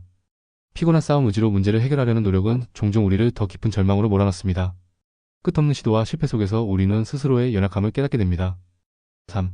예수님께 맡기는 삶. 인간의 고뇌는 이성과 의지로 해결할 수 없지만 예수님 안에서 해답을 찾을 수 있습니다. 그분은 우리의 한계를 아시며 고통 가운데 있는 우리를 초대하십니다. 하나님께 맡기라는 초대. 수고하고 무거운 짐 진 자들아 다 내게로 오라. 내가 너희를 쉬게 하리라. 마태복음 11장 28절. 예수님은 우리에게 우리의 짐을 그분께 맡기라고 하십니다. 우리가 스스로 해결하려 애쓰지 않고 그분께 나아갈 때 참된 평안을 누릴 수 있습니다. 십자가에서의 승리. 예수님은 십자가에서 인간의 죄와 고통을 대신 지셨습니다. 우리의 고뇌와 연약함은 이미 그분의 희생을 통해 해결되었습니다. 그가 찔림은 우리의 허물 때문이요 그가 상함은 우리의 죄악 때문이라. 이사야 53장 5절. 성령의 능력. 우리가 예수님께 나아갈 때 성령이 우리 안에서 역사하여 고통을 치유하고 새로운 삶의 길로 인도하십니다. 인간의 이성과 의지로는 닿을 수 없는 곳에서 성령은 우리를 새롭게 만드십니다. 4. 맡김의 실천. 예수님께 맡기는 삶은 단순히 감정적 의존이나 수동적인 태도를 의미하지 않습니다. 이는 하나님께 우리의 삶을 온전히 신뢰하며 그분의 인도하심을 따르는 적극적인 결단입니다. 1. 기도로 나아가기. 고뇌와 갈등 속에서 하나님께 기도로 나아가 우리의 마음을 아뢰 때 그분의 평안을 경험할 수 있습니다. 아무것도 염려하지 말고 모든 일에 기도와 간구로 너희 구할 것을 감사함으로 하나님께 아뢰라. 빌립보서 4장 6절. 2. 말씀에 귀 기울이기. 성경은 하나님의 약속으로 가득 차 있습니다. 말씀을 통해 우리의 영혼은 새로운 힘을 얻습니다. 3. 하나님께 의탁하기. 스스로 해결하려는 시도를 내려놓고 하나님의 뜻을 신뢰하며 삶을 그분께 맡길 때 진정한 자유를 누릴 수 있습니다. 결론. 인간의 고뇌는 이성과 의지로는 해결할 수 없습니다. 우리를 구원하고 위로하실 수 있는 분은 오직 예수님뿐입니다. 그분께 나아가 우리의 짐을 맡길 때 우리는 참된 평안과 안식을 경험할 수 있습니다. 이성으로 이해할 수 없는 하나님의 은혜와 사랑이 우리의 연약함을 감싸고 그 안에서 우리는 고뇌를 넘어선 삶을 살게 됩니다. 너희 모든 염려를 그에게 맡기라. 이는 그가 너희를 돌보심이라. 베드로전서 5장 7절. 그래서 인간이 가진 고통의 문제를 해결하려면 예수님이 누구신지 정확히 알아야 합니다. 그분이 이 세상에 오신 목적은 인간을 구원해 주기 위해서이기 때문입니다. 인간이 고통에 빠진 이유는 죄 때문입니다. 특히 우상에 빠졌기 때문입니다. 그래서 인간이 왜 죄에 빠져서 고통을 받는지 이해하려면 우상이 무엇인지 개념부터 알고 가야 합니다. 특히 구약 성경에는요, 우상 숭배라는 개념이 아주 많이 강조됩니다. 구약 성경의 핵심이 우상 숭배하지 말라 였다고 봐도 무방할 정도로 강조가 많이 됩니다. 이스라엘이 망하는 근본적인 이유도 우상 숭배였습니다. 기독교에서는 하나님이 아닌 형상을 우상이라고 부른다고 보면 간단한 이해입니다. 쉽게 말해서 하나님 아닌 다른 신적인 존재를 섬기는 행위를 말합니다. 동물 숭배, 자연 숭배, 사탄 숭배, 하나님 아닌 다른 종교, 다른 신을 그린 동상, 석상, 미술작품, 다양한 우상의 형태가 있습니다. 한국인들에게 있어서는 명절에 조상신에게 볶아 성공하게 빌거나 무당집 찾아가서 전 보는 것 다 우상 숭배에 해당합니다. 그리고 사람들이 잘 인식하지 못할 수도 있는데 예수님도 안 믿으면서 십자가 목걸이 하고 다니고 예수님도 안 믿으면서 집에 십자가상 모셔다 놓고 묻지마 기도하는 것도 다 우상 숭배입니다. 성경은 왜 이렇게 우상 숭배를 부정적으로 이야기했을까요? 이야기해봅시다. 성경이 우상 숭배를 금지하는 이유. 성경에서 우상 숭배를 금지한 이유는 우상 숭배가 인간과 하나님의 관계를 깨뜨리고 인간의 영혼을 타락과 혼란으로 이끌기 때문입니다. 우상 숭배는 단순히 어떤 물체나 형상을 숭배하는 행위가 아니라 인간의 내면 깊은 곳에서 하나님의 자리를 대체하는 행위로 심각한 영적 문제를 초래합니다. 이를 자세히 살펴보겠습니다. 1. 하나님의 유일성과 주권. 성경은 하나님을 유일한 창조주이자 주권자로 선포합니다. 우상 숭배는 피조물을 신으로 삼아 하나님의 유일성과 영광을 훼손하는 행위입니다. 십계명에서의 명령. 너는 나 외에는 다른 신들을 내게 두지 말라. 너를 위하여 새긴 우상을 만들지 말고 그것들에게 절하지 말며 그것들을 섬기지 말라. 출애굽기 20장 3절에서 5절. 우상 숭배는 하나님의 절대적 주권을 거부하고 인간이 만든 대상을 경배하는 행위로 하나님의 자리를 대체하려는 시도입니다. 2. 영적 타락의 방지. 우상 숭배는 인간을 영적으로 타락하게 만듭니다. 하나님은 인간이 순수한 영적 상태로 그분과 교제하기를 원하십니다. 하지만 우상 숭배는 인간의 마음을 분산시키고 혼란에 빠뜨립니다. 영적 분산과 부패. 우상 숭배는 종종 부도덕한 행위와 연결되었습니다. 구약시대에는 음란한 재해 행위나 인간을 제물로 바치는 극단적인 사례가 많았습니다. 이는 인간의 윤리적 기준을 무너뜨리고 영혼을 파괴했습니다. 너희는 내가 너희에게 준 땅을 더럽히지 말며 우상으로 나를 욕되게 하지 말라. 레위기 19장 4절. 우상 숭배는 하나님을 떠나 인간 자신을 타락으로 이끄는 길입니다. 3. 하나님과의 관계 파괴. 하나님은 인간과의 관계를 소중히 여기시는 분이십니다. 우상 숭배는 하나님과의 언약을 깨뜨리는 행위로 영적 배신에 해당합니다. 영적 간음의 비유. 성경은 우상 숭배를 종종 간음으로 비유하며 하나님과의 관계에서 충성을 잃는 행위로 묘사합니다. 그들이 나를 버리고 다른 신을 섬기며 간음하였다. 호세아 4장 12절. 하나님은 자신을 사랑하는 백성이 우상에게 마음을 빼앗기는 것을 깊이 슬퍼하시며 이를 강하게 경고하십니다. 4. 참된 자유와 생명의 회복. 우상은 인간이 만든 물질적 대상이나 관념에 불과합니다. 이런 대상을 신으로 삼을 때 인간은 참된 자유를 잃고 스스로를 속박하게 됩니다. 우상의 무능력. 그들은 입이 있어도 말하지 못하며 눈이 있어도 보지 못하며 귀가 있어도 듣지 못하며 입으로도 말 못하는 헛된 것들이다. 시편 115편 5절에서 7절. 하나님은 인간이 이런 무능력한 대상을 숭배하지 않고 참된 생명의 근원이신 그분께 나아오기를 원하십니다. 5. 하나님의 사랑과 질투. 하나님은 인간을 향한 사랑으로 우상 숭배를 강하게 금지하십니다. 이는 단순히 통제하려는 의도가 아니라 인간을 보호하고 회복시키려는 사랑의 표현입니다. 하나님의 질투 어린 사랑. 나는 질투하는 하나님이라. 나를 미워하는 자의 죄를 갚되 아버지로부터 아들에게로 3, 4대까지 이르게 하거니와. 출애굽기 20장 5절. 하나님은 우상 숭배가 인간에게 해로움을 아시기에 백성이 그 길로 가지 않도록 경고하십니다. 6. 참된 경배의 회복. 우상 숭배는 잘못된 대상으로 경배를 돌리게 하지만 하나님은 인간이 그분께 참된 경배를 드릴 때 생명과 평안을 누릴 수 있도록 하십니다. 참된 경배의 본질. 하나님은 영이시니 예배하는 자가 영과 진리로 예배할지니라. 요한복음 4장 24절. 하나님께 드리는 참된 경배는 우리의 삶에 참된 기쁨과 만족을 가져다 줍니다. 결론. 성경이 우상 숭배를 금지한 것은 인간을 억압하려는 것이 아니라 하나님의 사랑과 보호의 표현입니다. 우상 숭배는 하나님과의 관계를 깨뜨리고 인간을 영적으로 타락시키며 결국 멸망에 이르게 합니다. 그러나 하나님을 경배할 때 우리는 참된 자유와 평안을 누릴 수 있습니다. 우리의 삶에서 우상을 멀리하고 오직 하나님께 우리의 경배를 돌릴 때 우리는 창조주와의 깊은 교제 안에서 참된 삶의 목적과 의미를 발견할 수 있습니다. 너희 모든 염려를 그에게 맡기라. 이는 그가 너희를 돌보심이라. 베드로전서 5장 7절. 자, 이번에는 예수님이 오시기 전 유대인들의 삶에 대해 이야기해볼까요? 그들은 입으로는 하나님을 믿는다고 말하면서 우상 숭배에 빠져 있었습니다. 종교 그 자체가 우상이었던 거죠. 예수님이 오시기 전 유대인들의 영적 상태는 종교적 열심과 율법의 엄격한 실천이 오히려 영적 자유를 제한하고 하나님과의 관계보다는 형식적인 종교 생활에 집중하게 된 상황이었습니다. 이로 인해 종교가 하나님을 향한 신앙이 아니라 스스로를 의롭게 여기기 위한 우상이 되는 모습을 보였습니다. 이를 요약해보겠습니다. 1. 율법의 문자적 해석. 유대인들은 구약 성경과 모세의 율법을 매우 엄격하게 지키려고 했습니다. 율법은 원래 인간이 하나님과 바른 관계를 맺고 공동체 안에서 질서를 유지하며 살아가기 위한 지침이었습니다. 그러나 당시 종교 지도자들과 많은 유대인들은 율법을 단순히 문자 그대로 해석하며 의미보다는 규칙 준수 자체에 집착했습니다. 예시 안식일 규정. 안식일에는 아무 일도 하지 말라는 말씀을 지나치게 문자적으로 해석하며 생산적인 활동을 조금이라도 하면 죄로 간주했습니다.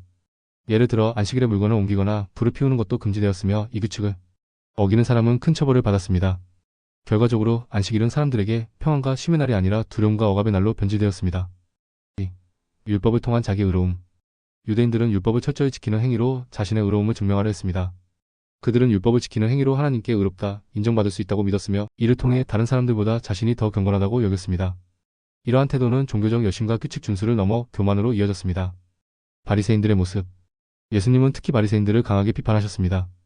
화이스 진저 외식하는 서기관들과 바리새인들이여, 너희가 박하와 회당과 근처에 11조는 들이되 율법에 더 중한 바 정의와 긍휼과 믿음은 버렸도다. 마태복음 23장 23절. 바리새인들은 율법의 사소한 부분까지도 꼼꼼히 지켰지만 하나님이 원하시는 정의, 사랑, 긍휼과 같은 본질적인 가치를 잃어버렸습니다. 3. 종교의 형식화와 우상화. 종교 생활이 하나님과의 친밀한 관계를 맺는 도구가 아니라 목적 그 자체로 우상이 된 상황이었습니다. 율법은 하나님을 사랑하고 이웃을 사랑하는 삶을 위한 길이 되어야 했습니다. 그러나 율법 자체가 목적이 되면서 종교적 행위가 신앙의 본질을 대체했습니다. 이러한 상황에서 종교는 인간의 자랑거리와 권력 도구로 변질되었으며 진정한 경배와 하나님을 향한 사랑은 사라졌습니다. 4.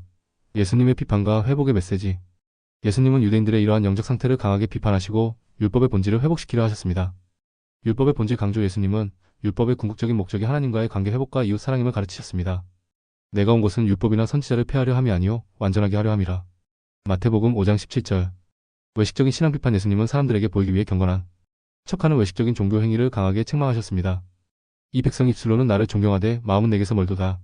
마태복음 15장 8절. 결론. 예수님이 오시기 전 유대인들의 영적 상태는 종교적 열심과 율법 준수가 하나님과의 관계가 아닌 자기 의로움과 형식적 행위로 변질된 상황이었습니다. 이로 인해 율법은 하나님께로 나아가는 길이 아니라 사람들을 억압하고 자유를 빼앗는 도구가 되었습니다. 예수님은 이러한 상태를 바로잡고 율법의 본질인 사랑과 은혜 그리고 하나님과의 올바른 관계를 회복시키기 위해 오셨습니다. 안식일이 사람을 위하여 있는 것이요 사람이 안식일을 위하여 있는 것이 아니니. 마가복음 2장 27절. 예수님이 종교가 우상화된 유대인들에게 전한 메시지. 예수님은 당시 유대인들이 율법과 종교적 규칙을 우상화하며 신앙의 본질을 왜곡하고 있음을 지적하셨습니다. 그분은 율법의 진정한 의미와 하나님과의 관계 회복을 강조하며 형식적이고 외식적인 신앙을 넘어선 본질적인 믿음을 가르치셨습니다. 이를 개신교 신학적으로 정리해보겠습니다. 1. 율법의 본질을 회복하라. 유대인들은 율법을 문자적으로 지키는 것에 집착하며 이를 통해 자신들의 의로움을 증명하려 했습니다. 그러나 예수님은 율법의 본질이 하나님 사랑과 이웃 사랑임을 분명히 하셨습니다. 율법의 요약. 예수님은 율법을 문자 그대로 따르는 것보다 그것이 가리키는 본질적인 의미를 이해하는 것이 중요하다고 가르치셨습니다. 내 마음을 다하고 목숨을 다하고 뜻을 다하여 주 너희 하나님을 사랑하라. 이것이 크고 첫째 되는 계명이요 둘째도 그와 같으니 내 이웃을 내 자신과 같이 사랑하라. 마태복음 22장 37-39절. 안식일의 참된 의미. 안식일은 단순히 쉬는 날이 아니라 하나님께 영광을 돌리고 영혼을 회복하는 날임을 강조하셨습니다. 안식일이 사람을 위하여 있는 것이요 사람이 안식일을 위하여 있는 것이 아니니. 마가복음 2장 27절. 2. 외식적인 신앙을 버리라. 유대인들은 율법을 지키는 행위를 통해 다른 사람들에게 자신들의 경건함을 과시했습니다. 그러나 예수님은 이러한 외식적인 신앙이 진정한 믿음이 아니라고 강하게 책망하셨습니다. 외적인 의식보다 내면의 순결. 예수님은 외적 행위로 하나님께 인정받으려는 자세를 비판하며 내면의 동기와 마음 상태를 중요시하셨습니다. 너희는 장과 대접의 겉은 깨끗이 하나 그 안에는 탐욕과 방탕이 가득하도다. 누가복음 11장 39절. 형식적인 종교를 넘어선 진정성. 예수님은 사람들이 형식적인 제사나 의식을 통해 하나님께 나아가려는 대신 진정한 마음으로 하나님을 찾도록 가르치셨습니다. 하나님은 영이시니 예배하는 자가 영과 진리로 예배할지니라. 요한복음 4장 24절. 3. 보이는 것을 넘어서라. 유대인들은 보이는 율법, 성전, 제사와 같은 외형적인 것에 집착했습니다. 예수님은 그들이 하나님을 직접 경험하기보다 눈에 보이는 종교적 요소를 숭배하는 상태가 되었음을 지적하셨습니다. 보이는 종교의 한계. 예수님은 눈에 보이는 것에 얽매이는 신앙은 죽은 믿음이라고 말씀하셨습니다. 이 백성 입술로는 나를 존경하되 마음은 내게서 멀도다. 마태복음 15장 8절. 하나님의 초월성 강조. 하나님은 보이는 형상이 아니라 우리의 영혼 깊은 곳에서 경험되고 이해되는 분임을 가르치셨습니다. 너희가 나를 본 자는 아버지를 보았느니라. 요한복음 14장 9절. 4. 죽은 믿음에서 살아있는 믿음으로. 예수님은 종교적 행위와 규칙 준수만으로는 참된 신앙을 가질 수 없으며 하나님과의 관계에서 살아있는 믿음을 가지라고 가르치셨습니다. 죽은 행위와 살아있는 믿음. 행위 자체가 아니라 그 행위가 하나님과의 관계 안에서 이루어져야 한다고 강조하셨습니다. 나는 길이요 진리요 생명이니 나로 말미암지 않고는 아버지께로 올 자가 없느니라. 요한복음 14장 6절. 성령을 통한 변화. 외적인 행위보다 성령의 인도하심으로 내면에서 변화된 삶을 살아야 한다고 가르치셨습니다. 육으로 난 것은 육이요 영으로 난 것은 영이니라. 요한복음 3장 6절. 5. 성경의 참된 목적. 예수님은 성경의 참된 목적이 하나님과의 관계를 회복하고 구원을 받게 하는 것임을 가르치셨습니다. 당시 유대인들은 성경을 문자 그대로 해석하며 종교적 우상으로 만들었지만 예수님은 성경이 가리키는 메시아로서 자신이 그 목적을 완성하러 왔음을 선포하셨습니다. 성경의 중심은 예수님. 너희가 성경에서 영생을 얻는 줄 생각하고 성경을 연구하거니와 이 성경이 곧 내게 대하여 증언하는 것이니라. 요한복음 5장 39절. 결론. 예수님은 우상화된 종교와 형식적인 신앙을 넘어 하나님과의 참된 관계와 신앙의 본질을 가르치셨습니다. 유대인들이 율법을 문자 그대로 따르며 종교적 열심을 보였지만 그 중심에는 하나님을 향한 사랑이 없었습니다. 예수님은 이를 바로잡고 율법의 완성과 본질을 이루시기 위해 오셨습니다. 그분의 메시지는 오늘날에도 유효합니다. 종교적 형식이나 외적 행위에 집착하지 말고 하나님과의 진정한 관계 속에서 영과 진리로 예배하며 살아있는 믿음을 가지라는 것입니다. 이렇게 진실하고 진정으로 보이는 종교 행위 자체도 하나님 중심적이지 않으면 우상숭배가 될 수 있습니다. 그럼 이번에는 다른 예의 우상숭배를 알아볼까요? 대표적인 성경에 언급된 우상숭배는 구약성경에 자주 나오는 황금소와 바알신입니다. 성경에서 황금송아지와 바알신이 우상숭배에 해당하는 이유. 황금송아지와 바알신은 구약성경에서 우상숭배의 대표적인 사례로 언급됩니다. 이 두 가지 사례는 하나님께서 금지하신 우상숭배의 본질과 위험을 명확히 보여줍니다. 개신교 신학적으로 이를 설명하면 다음과 같은 이유들로 우상숭배에 해당한다고 볼 수 있습니다. 1. 하나님의 유일성에 대한 모독. 성경은 하나님을 유일한 창조주이자 주권자로 선포합니다. 우상숭배는 하나님 외에 다른 대상을 신으로 섬기거나 하나님을 왜곡된 방식으로 표현함으로써 하나님의 유일성과 거룩함을 모독하는 행위입니다. 황금송아지. 이스라엘 백성은 출애굽 후 시내산에서 모세가 하나님의 율법을 받으러 올라간 동안 불안과 두려움 속에서 스스로 황금송아지를 만들어 경배했습니다. 그들은 이를 하나님으로 칭하며 경배했는데 이는 하나님을 인간의 상상과 욕망에 맞춘 형상으로 대체한 것입니다. 아론이 그것을 보고 제단을 쌓고 이르되 내일은 여호와의 절일이니라 하니라. 출애굽기 32장 5절. 바알신. 바알 숭배는 가나안 민족이 섬기던 풍요와 비의 신에 대한 숭배였습니다. 이스라엘 백성은 주변 민족과의 접촉을 통해 바알 숭배를 받아들였으며 이는 하나님 외에 다른 신을 섬기는 배교의 행위였습니다. 그들이 바알과 아스타롯을 섬겼으므로 여호와의 진노를 사게 되었더라. 사사기 2장 13절. 우상 숭배의 대상은 하나님이 아니다. 황금송아지와 바알신 모두 하나님을 대체하거나 왜곡된 방식으로 표현한 것으로 하나님이 아닌 피조물이나 인간의 상상력을 신으로 삼은 것입니다. 황금송아지의 왜곡. 이스라엘 백성은 황금송아지를 하나님으로 여기고 경배했지만 이는 하나님의 거룩함과 초월성을 훼손하는 행위였습니다. 하나님은 인간의 손으로 만든 형상에 갇히지 않는 분으로 그분을 물질적인 대상으로 표현하는 것은 신성모독입니다. 너를 위하여 새긴 우상을 만들지 말고 그것들에게 절하지 말며 그것들을 섬기지 말라. 출애굽기 20장 4-5절. 바알 신의 잘못된 경배. 바알은 풍요와 번영을 상징하는 신으로 이스라엘 백성은 바알 숭배를 통해 자신들의 필요와 욕망을 충족시키고자 했습니다. 그러나 하나님은 모든 피조물을 창조하시고 다스리시는 분으로 인간이 피조물에게 경배하는 것은 하나님의 창조주로서의 주권을 부정하는 행위입니다. 3. 우상 숭배는 하나님의 언약을 파괴. 우상 숭배는 하나님과의 언약 관계를 배신하는 행위입니다. 하나님은 이스라엘 백성과 언약을 맺으시며 자신만을 경배할 것을 요구하셨지만 우상 숭배는 이 언약을 깨뜨리는 행위로 간주되었습니다. 황금송아지 사건의 언약 파괴. 이스라엘 백성은 우리는 여호와만을 섬기겠다는 언약을 맺었지만 황금송아지를 경배하며 이를 배신했습니다. 그들이 하나님을 자기 영광을 풀먹는 소의 형상으로 바꾸었다. 시편 106편 20절. 바알 숭배의 반복적 배교. 바알 숭배는 가나안 문화에 동화되며 반복적으로 하나님의 언약을 배반한 사례입니다. 이로 인해 이스라엘은 하나님의 심판과 징계를 받았습니다. 너희는 여호와를 섬길 것이라. 그렇지 아니하면 그가 너희에게 재앙을 내리시고 멸하시리라. 여호수아 24장 20절. 4. 인간의 영적 타락과 왜곡. 황금송아지와 바알 숭배는 인간이 하나님께 나아가야 할 영적 열망을 왜곡하여 자신들의 욕망과 필요를 충족시키는 대상으로 대체한 것입니다. 황금송아지 불안과 욕망의 상징. 이스라엘 백성은 하나님의 실제적인 인도하심을 경험했음에도 불구하고 불안과 두려움 속에서 자신들이 통제할 수 있는 형상을 만들어 경배했습니다. 이는 하나님을 신뢰하지 못하고 자신들의 안정과 욕망을 위해 신앙을 왜곡한 것입니다. 바알 숭배 풍요와 번영의 우상화. 바알 숭배는 농경사회에서 풍요와 번영을 보장받으려는 인간의 욕망에서 비롯되었습니다. 이는 하나님께 의지하기보다 자신들의 필요를 채워줄 것으로 여겨지는 대상에게 경배한 영적 타락의 행위입니다. 5. 개신교 신학적 해석. 개신교 신학에서는 이러한 우상 숭배를 다음과 같은 신학적 관점에서 해석합니다. 1. 창조주와 피조물의 구별. 하나님은 피조물과는 본질적으로 다른 초월적 존재이십니다. 피조물을 신으로 삼는 것은 하나님의 창조주로서의 주권을 거부하는 것입니다. 그들이 하나님의 진리를 거짓 것으로 바꾸어 피조물을 조물주보다 더 경배하고 섬겼느니라. 로마서 1장 25절. 2. 우상 숭배는 죄의 본질. 우상 숭배는 인간이 하나님을 떠나 자신의 욕망과 필요를 우선시하는 죄의 본질을 보여줍니다. 이는 하나님과의 관계를 파괴하고 인간을 영적 타락과 멸망으로 이끕니다. 3. 하나님께로의 회복. 하나님은 우상 숭배를 회개하고 자신에게 돌아올 것을 끊임없이 요구하십니다. 이는 인간의 참된 자유와 구원을 위한 초청입니다. 나 외에 다른 신이 없나니 나밖에 구원자가 없느니라. 이사야 43장 11절. 결론. 황금송아지와 바알신은 모두 하나님을 대체하거나 왜곡하는 우상 숭배의 대표적인 사례로 하나님과의 언약을 파괴하고 인간의 영적 상태를 타락으로 이끌었습니다. 개신교 신학에서는 우상 숭배를 하나님의 초월성과 유일성을 부정하는 행위, 인간의 죄와 타락의 상징 하나님과의 관계를 깨뜨리는 배교로 이해합니다. 성경은 이를 경고하며 하나님께만 경배하고 의지함으로써 인간이 참된 자유와 생명을 누릴 수 있음을 강조합니다.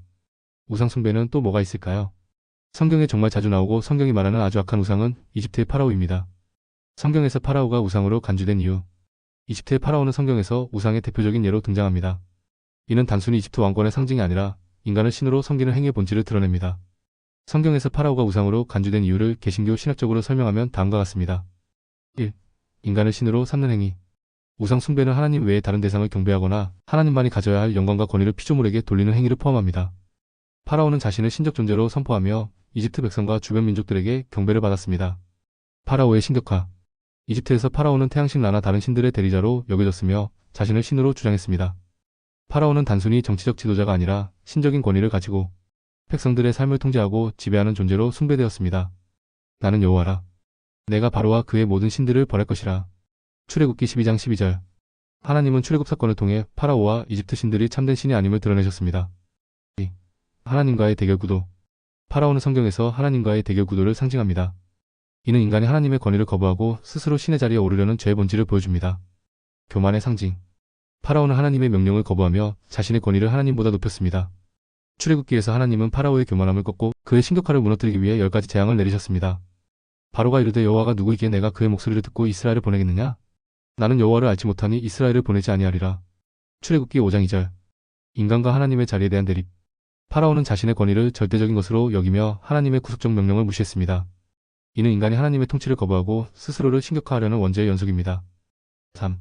형체 있는 인간을 우상으로 섬김. 성경에서 가장 경계하는 우상 숭배 중 하나는 인간을 신으로 떠받드는 행위입니다. 하나님은 보이지 않는 영이시며 형체 있는 피조물로 자신을 제한하지 않으십니다. 그러나 파라오는 자신을 형체 있는 신으로 제시하며 백성들로부터 경배를 받았습니다. 너희는 나 외에는 다른 신들을 내게 두지 말라. 출애굽기 20장 3절. 이는 하나님이 유일한 경배의 대상임을 강조하며 피조물인 인간을 신으로 섬기는 행위를 철저히 금지한 이유입니다. 이스라엘의 왕 제도를 꺼리신 이유. 하나님은 이스라엘의 왕을 요구할 때 그들이 왕을 통해 인간의 권위를 신격화할 위험성을 염려하셨습니다. 이는 이집트의 파라오 같은 권위 체제가 하나님과의 관계를 대체할 가능성을 보여줍니다. 나를 버리고 자기들의 왕이 되게 하려 함이니라. 사무엘상 8장 7절. 4. 하나님을 대적하는 체제의 상징. 파라오는 단순히 개인적인 우상이 아니라 하나님을 대적하는 정치적, 영적 체제를 상징합니다. 파라오의 지배는 하나님의 백성인 이스라엘을 억압하고 하나님을 무시하며 인간 중심의 세속적 질서를 강화하는 체제를 대표합니다. 성경에서 이집트는 종종 우상 숭배와 세속적 억압의 상징으로 묘사됩니다. 이집트는 바람 같아서 도움을 주지 못하리니. 이사야 30장 7절. 5. 개신교 신학적 해석. 개신교 신학에서는 파라오와 같은 인간을 신으로 섬기는 행위를 다음과 같이 해석합니다. 1. 창조주와 피조물의 구별. 하나님은 유일한 창조주시며 모든 피조물은 하나님의 권위 아래 있습니다. 피조물을 신으로 섬기는 행위는 창조 질서를 부정하는 것입니다. 그들이 하나님의 진리를 거짓 것으로 바꾸어 피조물을 조물주보다 더 경배하고 섬겼느니라. 로마서 1장 25절. 이 교만과 죄의 본질. 파라오의 행위는 인간의 교만과 죄의 본질을 보여줍니다. 이는 하나님을 거부하고 자신을 신으로 높이려는 죄의 속성을 드러냅니다. 하나님은 교만한 자를 물리치시고 겸손한 자에게 은혜를 주신다. 야고보서 4장 6절. 3. 참된 경배와 주권. 하나님만이 경배받으실 유일한 분이며 그 외에 어떤 것도 신격화하거나 경배해서는 안 됩니다. 파라오의 신격화는 하나님께 대한 경배를 피조물에게 돌리는 행위로 인간이 하나님의 자리를 대체하려는 시도입니다. 결론. 파라오는 성경에서 인간을 신으로 섬기는 우상 숭배의 전형으로 등장합니다. 이는 하나님의 유일성과 주권을 부정하고 인간의 교만과 죄를 극대화한 사례입니다. 개신교 신학에서는 이러한 우상 숭배를 창조, 질서의 파괴, 하나님과의 언약 거부, 인간의 죄성의 극단적 표현으로 이해하며 하나님만이 유일한 경배의 대상임을 강조합니다. 우리가 하나님을 떠나 인간의 권위를 신격화할 때 이는 우상 숭배로 이어질 수 있습니다. 성경은 이를 경계하며 우리의 경배와 신뢰가 온전히 하나님께만 향해야 함을 가르칩니다. 나는 여호와라. 나 외에 다른 신이 없나니 나밖에 구원자가 없느니라. 이사야 43장 11절. 이렇게 인간은 틈만 나면 우상을 섬기기 때문에 하나님이 정확한 좌표를 주십니다. 마치 3차원 공간의 X, Y, Z 좌표를 알면 정확한 기준점을 알 수 있기 때문에 하나님은 하나님의 보좌와 인간, 세상을 정확하게 연결하는 좌표를 주시어 우상 숭배를 하지 않는 정확한 솔루션을 주시는데 그게 삼위일체입니다. 삼위일체 개념 개신교 신학으로 설명해 보겠습니다. 삼위일체 하나님의 본질과 인간에게 주신 우상 숭배 방지의 기준점. 개신교 신학에서 삼위일체 트리너티는 성경이 가르치는 하나님의 본질을 설명하는 가장 핵심적인 교리입니다. 삼위일체는 하나님께서 자신을 계시하시고 인간과 교제하며 우상 숭배를 방지하기 위해 주신 정확한 신학적 좌표로 이해할 수 있습니다. 삼위일체는 하나님을 이해하고 경배하는 데 있어 인간의 제한된 사고를 넘어서는 하나님의 본질적 진리를 보여줍니다. 1. 삼위일체의 기본 정의. 삼위일체는 하나님이 한 본질을 가지신 세 위격 성부, 성자, 성령으로 존재하신다는 교리입니다. 단일성한 하나님은 오직 한 분이시며 본질적으로 하나이십니다. 이스라엘아 들으라, 우리 하나님 여호와는 오직 하나인 여호와시니. 신명기 6장 4절. 삼위세 위격 하나님은 성부 아버지, 성자 예수 그리스도, 성령 하나님이라는 세 위격으로 계십니다. 이 세 위격은 구별되지만 본질 하나님 되심은 하나입니다. 그러므로 너희는 가서 모든 민족을 제자로 삼아 아버지와 아들과 성령의 이름으로 세례를 베풀고. 마태복음 28장 19절. 동등성과 관계성 세 위격은 모두 동일한 신성을 가지시며 각각 고유한 역할을 통해 하나님의 계획을 이루십니다. 2. 삼위일체와 우상 숭배 방지. 삼위일체 교리는 인간이 틈만 나면 우상을 만들고 피조물을 신으로 삼으려는 경향을 방지하는 신학적 기준을 제공합니다. 하나님은 삼위일체를 통해 피조물과 구별되는 초월적이고 관계적인 하나님의 본질을 계시하십니다. 1. 성부 절대적 주권과 창조주 되심. 성부 하나님은 창조주로서 모든 피조물을 만드셨고 주권적으로 다스리시는 분입니다. 삼위일체 교리는 하나님을 물리적 형상으로 제한하려는 시도를 막으며 인간이 하나님을 온전히 초월적인 분으로 인식하게 합니다. 여호와는 참 하나님이시니 그는 살아계신 하나님이시요 영원한 왕이시라. 예레미야 10장 10절. 이 성자 하나님의 계시와 구원의 완성. 성자 예수 그리스도는 하나님이 인간에게 자신을 나타내신 계시의 중심입니다. 예수님은 하나님을 보이지 않는 형상이 아닌 육신을 입고 인간과 직접 관계를 맺으신 하나님으로 나타내셨습니다. 태초에 말씀이 계시니라. 이 말씀이 하나님과 함께 계셨으니 이 말씀은 곧 하나님이시니라. 요한복음 1장 2절. 예수님을 통해 하나님은 인간이 피조물을 신으로 삼는 대신 인간을 향한 구원 계획을 보여주는 참된 기준을 주셨습니다. 나를 본 자는 아버지를 보았느니라. 요한복음 14장 9절. 3. 성령 하나님과의 지속적 교제. 성령 하나님은 하나님과 인간의 관계를 지속적으로 연결하는 역할을 하십니다. 성령을 통해 인간은 하나님과 친밀한 교제를 누리며 성령의 내주로 우상 숭배를 피하고 하나님께만 경배하게 됩니다. 성령이 친히 우리의 영과 더불어 우리가 하나님의 자녀인 것을 증언하시나니. 로마서 8장 16절. 3. 삼위일체의 신학적 좌표. 삼위일체 교리는 하나님이 성부, 성자, 성령으로 하나 되어 존재하시며 각각의 위격이 창조, 구원, 성화에 관여하여 우상 숭배를 피할 기준점을 제공합니다. 1. 하나님은 형상으로 제한되지 않는다. 삼위일체 하나님은 어떤 특정한 물질적 형상으로 제한되지 않습니다. 이는 우상 숭배의 대상이 될 가능성을 제거합니다. 하나님은 영이시니 예배하는 자가 영과 진리로 예배할지니라. 요한복음 4장 24절. 이 하나님은 관계적 존재이시다. 삼위일체는 하나님이 단순히 초월적 존재일 뿐 아니라 인간과 관계를 맺는 하나님임을 나타냅니다. 이는 인간이 피조물과 관계를 맺으며 그것을 신으로 삼으려는 경향을 방지합니다. 3. 하나님은 구원과 경배의 참된 기준이다. 삼위일체 하나님은 인간이 피조물을 경배하거나 스스로 신처럼 높이려는 죄를 극복하도록 돕습니다. 성부 하나님은 구원의 계획을 세우셨고 성자 예수님은 이를 이루셨으며 성령님은 이를 우리에게 적용하십니다. 4. 삼위일체와 경배의 초점. 개신교 신학에서 삼위일체는 하나님이 유일하고 참되신 분임을 이해하는 데 필수적입니다. 삼위일체 교리는 경배의 초점을 하나님께만 맞추도록 인도합니다. 성부께 경배 창조주와 주권자 되신 하나님께 영광을 돌립니다. 성자께 경배 구원자 예수님께 감사하며 그분을 통해 하나님께 나아갑니다. 성령께 경배 성령의 도우심으로 하나님을 이해하고 바르게 예배합니다. 우리가 예수 그리스도로 말미암아 하나님께 나아감을 얻었으며 성령으로 하나님께 나아갑니다. 에베소서 2장 18절. 결론. 삼위일체는 하나님께서 창조주와 구원자로서의 주권, 구체적 계시, 그리고 지속적 교제를 통해 인간이 우상 숭배에서 벗어나 하나님께만 경배하도록 주신 정확한 신학적 좌표입니다. 개신교 신학은 삼위일체 교리를 통해 하나님이 초월적이면서도 관계적이며 인간의 구원과 경배의 중심이 되심을 강조합니다. 삼위일체는 인간의 마음이 하나님 외의 것을 우상으로 삼지 않도록 안내하는 가장 완전한 해결책입니다. 아버지와 아들과 성령의 이름으로 예배하라. 마태복음 28장 19절. 그런데 인간들이 여기서 하나님을 의심하는 상황이 벌어질 수 있습니다. 왜 예수님은 인간의 몸으로 오셨을까? 나와 같은 하나의 인간이 자기가 신이라고 하면 어떻게 믿을 수 있을까요? 그래서 왜 예수님이 인간의 몸으로 이 세상에 오셨는지 이해해야 합니다. 예수님이 신이시면서도 인간의 육신을 입고 이 땅에 오신 이유는 하나님의 구속 계획을 이루기 위해서입니다. 이는 하나님과 인간 사이에 단절된 관계를 회복하고 인간의 죄 문제를 해결하며 인간에게 본이 되는 삶을 보여주기 위함입니다. 개신교 신학적으로 예수님의 성육신 인간이 되심을 다음과 같이 설명할 수 있습니다. 1. 죄를 해결하기 위한 대속 제물이 되시기 위해. 성경은 인간의 죄로 인해 하나님과 인간 사이에 깊은 단절이 생겼다고 가르칩니다. 죄의 사든 죽음이며 로마서 6장 23절, 죄는 반드시 하나님의 공의로운 심판을 받아야 합니다. 이 문제를 해결하기 위해 예수님은 완전한 인간으로 오셔서 죄 없는 삶을 살고 완전한 대속 제물로 십자가에서 죽으셨습니다. 왜 인간이어야 했나? 인간의 죄를 대신 짊어지기 위해서는 죄 없는 인간이 필요했습니다.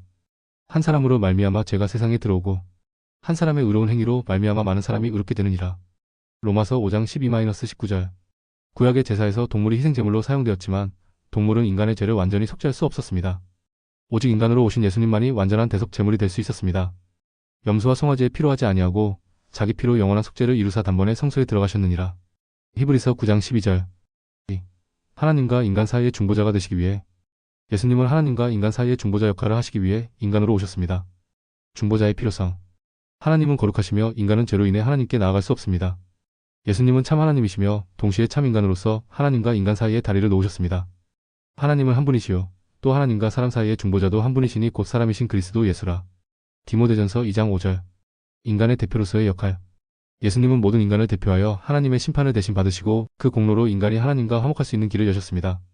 우리가 아직 죄인 되었을 때 그리스도께서 우리를 위하여 죽으심으로 하나님께서 우리에 대한 자기의 사랑을 확증하셨느니라. 로마서 5장 8절. 3. 우리와 동일한 경험을 하기 위해. 예수님이 인간으로 오신 것은 단순히 구속을 위해서만이 아니라 인간의 고통과 연약함을 직접 경험하고 공감하기 위해서였습니다.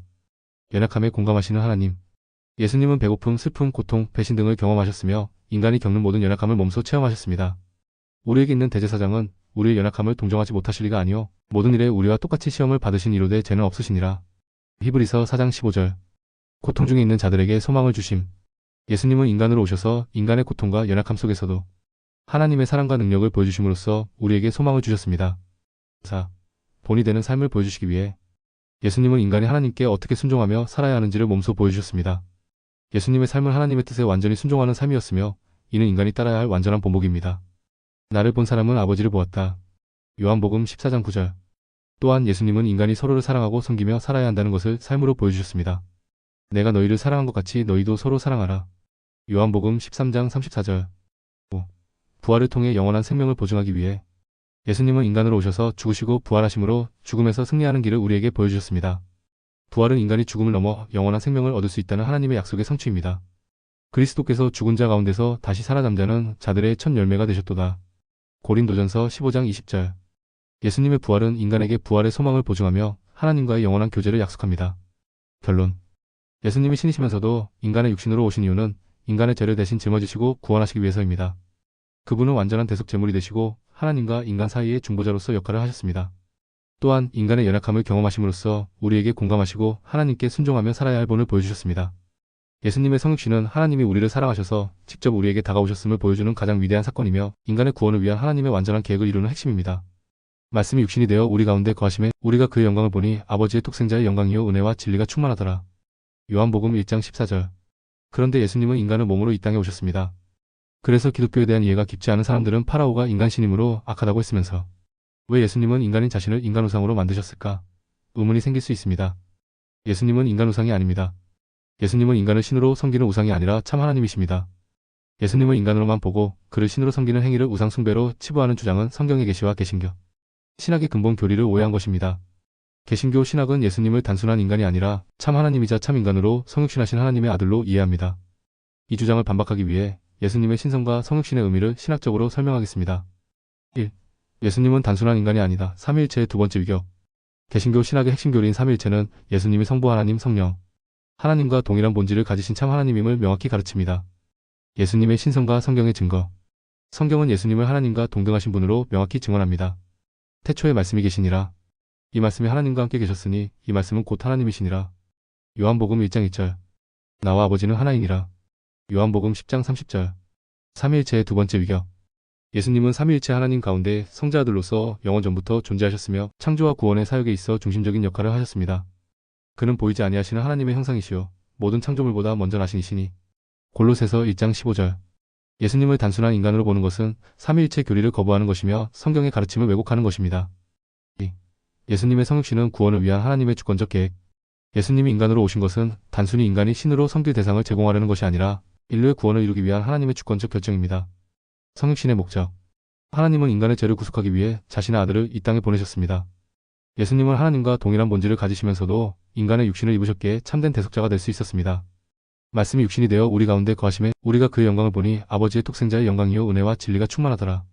요한복음 1장 14절. 대속사역의 필요성. 구약의 제사 제도에서 동물의 희생은 인간의 죄를 완전히 속죄할 수 없었습니다. 오직 완전한 하나님이자 완전한 인간이신 예수님만이 인류를 위한 영원한 속죄를 이루실 수 있었습니다. 그가 우리 죄를 위한 화목 제물이니. 요한일서 2장 2절. 3. 예수님께 대한 경배는 우상 숭배가 아니다. 우상 숭배는 피조물이나 물질적인 대상을 신격화하여 경배하는 행위를 의미합니다. 그러나 예수님은 피조물이 아니며 창조주 하나님이십니다. 따라서 예수님께 대한 경배는 우상 숭배가 아니라 하나님께 드리는 올바른 경배입니다.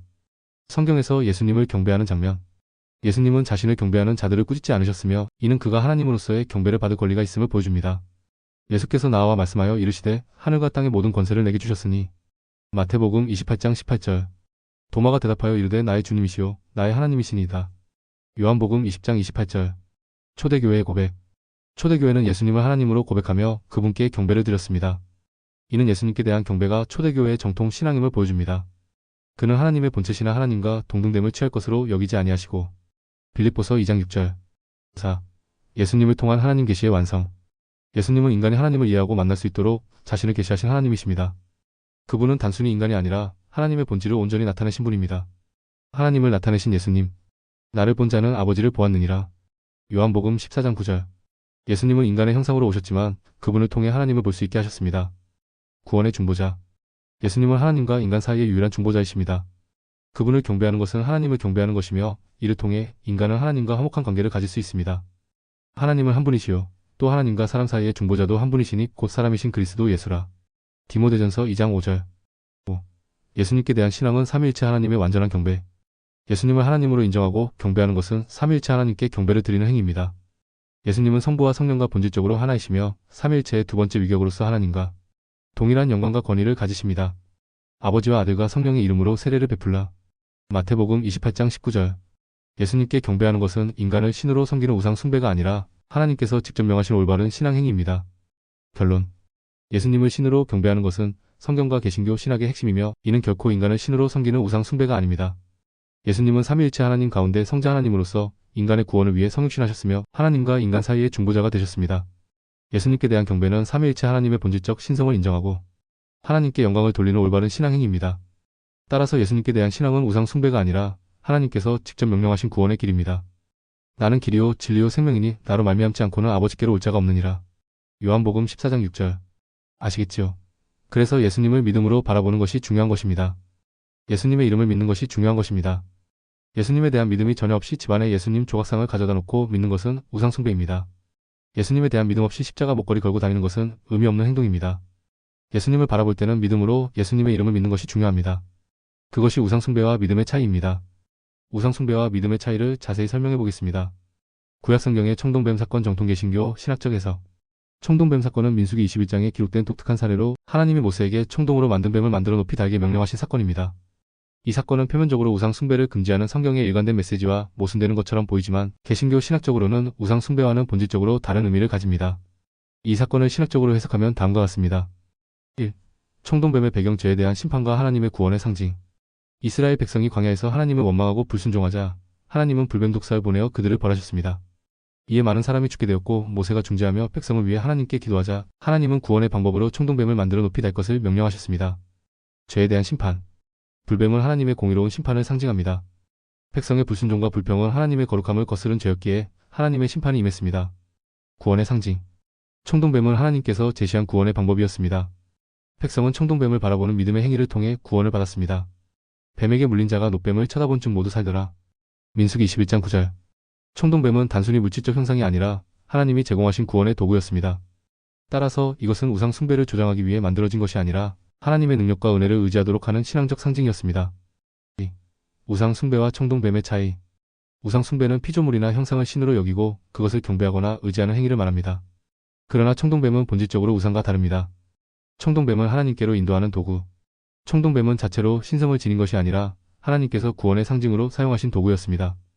청동뱀을 바라보는 행위는 청동뱀 자체에 구원의 능력이 있는 것이 아니라 하나님께 대한 믿음을 표현하는 행위였습니다. 이는 믿음으로 인한 순종의 표현이었다. 민수기 21장 전체 문맥.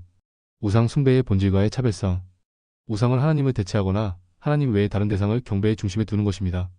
청동뱀은 하나님의 명령에 따라 만들어졌고 백성이 그것을 통해 하나님께 의존하게 만들었습니다. 따라서 청동뱀은 우상이 아니라 신앙을 북돋는 수단이었습니다. 3. 청동뱀의 남용과 훗날 파괴. 훗날 이스라엘 백성은 청동뱀을 하나님 대신 숭배하기 시작했습니다. 이는 하나님께서 처음 청동뱀을 주신 의도와는 완전히 다른 행위로 결국 우상 숭배로 변질되었습니다. 히스기야 왕의 파괴. 이스라엘 백성이 청동뱀을 우상으로 삼아 향을 피우며 경배하자 히스기야 왕은 이를 부수고 제거했습니다. 그가 또 모세가 만들었던 노뱀을 부수었으니 이는 이스라엘 자손이 이때까지 그것에게 분향함으로 그것을 누우스단이라 일컬었더라. 열왕기하 18장 4절. 우상이 되는 순간 제거되어야 함. 처음에는 하나님의 구원의 도구로 사용된 청동뱀이라도 사람들이 그것을 경배 대상으로 삼자 더 이상 하나님과의 관계를 돕는 역할을 할 수 없게 되었습니다. 이는 하나님께서 우상 숭배를 철저히 금지하시는 이유를 보여줍니다. 4. 개신교 신학적 해석 청동뱀의 기독론적 의미.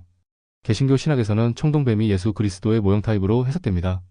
예수님께서는 요한복음에서 자신을 청동뱀에 비유하시며 자신의 십자가 사역과 연결하셨습니다.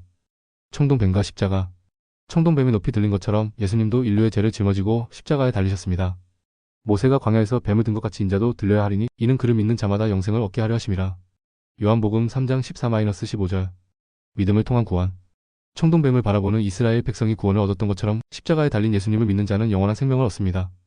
청동뱀은 인간의 죄에 대한 하나님의 심판과 구원의 은혜를 동시에 상징하며 이는 예수님의 사역을 예표합니다. 5. 청동뱀 사건의 신학적 교훈. 1. 구원은 하나님께로부터 온다. 청동뱀 사건은 구원이 어떤 물질적 형상이나 행위가 아닌 하나님께 대한 믿음을 통해 이루어진다는 것을 보여줍니다. 2. 하나님이 주신 도구도 우상이 될 수 있다. 하나님이 처음에 주신 좋은 것이라도 그것이 하나님 대신 숭배되는 순간 우상이 됩니다. 이는 하나님께 대한 절대적 신뢰와 경배를 강조합니다. 3. 예수님의 십자가를 바라보라. 청동뱀은 예수 그리스도를 예표하며 인간의 구원을 위한 하나님의 완전한 계획을 보여줍니다. 청동뱀을 바라보는 것이 믿음의 행위였듯 예수님을 바라보는 것이 구원의 핵심입니다. 결론. 청동뱀은 우상이 아니라 하나님이 주신 구원의 상징적 도구였습니다. 그러나 인간의 죄성으로 인해 나중에는 우상으로 변질되었고 이는 제거되었습니다. 이 사건은 우상 숭배를 경계하시는 하나님의 뜻과 동시에 믿음을 통한 구원의 원리를 보여주는 예표로 이해됩니다. 청동뱀 사건은 예수님의 십자가를 예표하며 구원은 오직 하나님께 대한 믿음을 통해 얻어진다는 진리를 강조합니다. 따라서 이 사건은 하나님의 구속적 계획과 인간의 연약함을 동시에 보여주는 중요한 교훈으로 받아들여야 합니다. 예수님이 말씀하신 모세가 뱀을 든 것처럼 나도 들려야 한다의 의미를 이제 이해하셨나요? 그러므로 진실한 예수님에 대한 믿음을 가져야 합니다. 단순히 십자가 목걸이를 걸고 교회에 다니는 외적인 행위만으로는 아무 의미가 없습니다. 참된 믿음은 우리의 마음 깊은 곳에서 우러나오는 예수님에 대한 신뢰와 사랑에서 시작됩니다. 예수님은 우리를 구원하시기 위해 이 땅에 오셨고 십자가에서 생명을 주심으로 하나님의 놀라운 사랑을 보여주셨습니다. 그분을 향한 믿음 없이는 어떤 행위도 공허하며 진정한 구원과 평안을 누릴 수 없습니다. 이번 크리스마스에는 겉모습에만 집중하기보다는 우리의 구주 되신 예수님을 진실한 믿음으로 바라보는 시간이 되길 바랍니다. 오직 예수님만이 우리의 소망과 생명의 근원이 되심을 기억하며 그분과 함께하는 참된 기쁨과 은혜를 누리시길 축복합니다. 메리 크리스마스.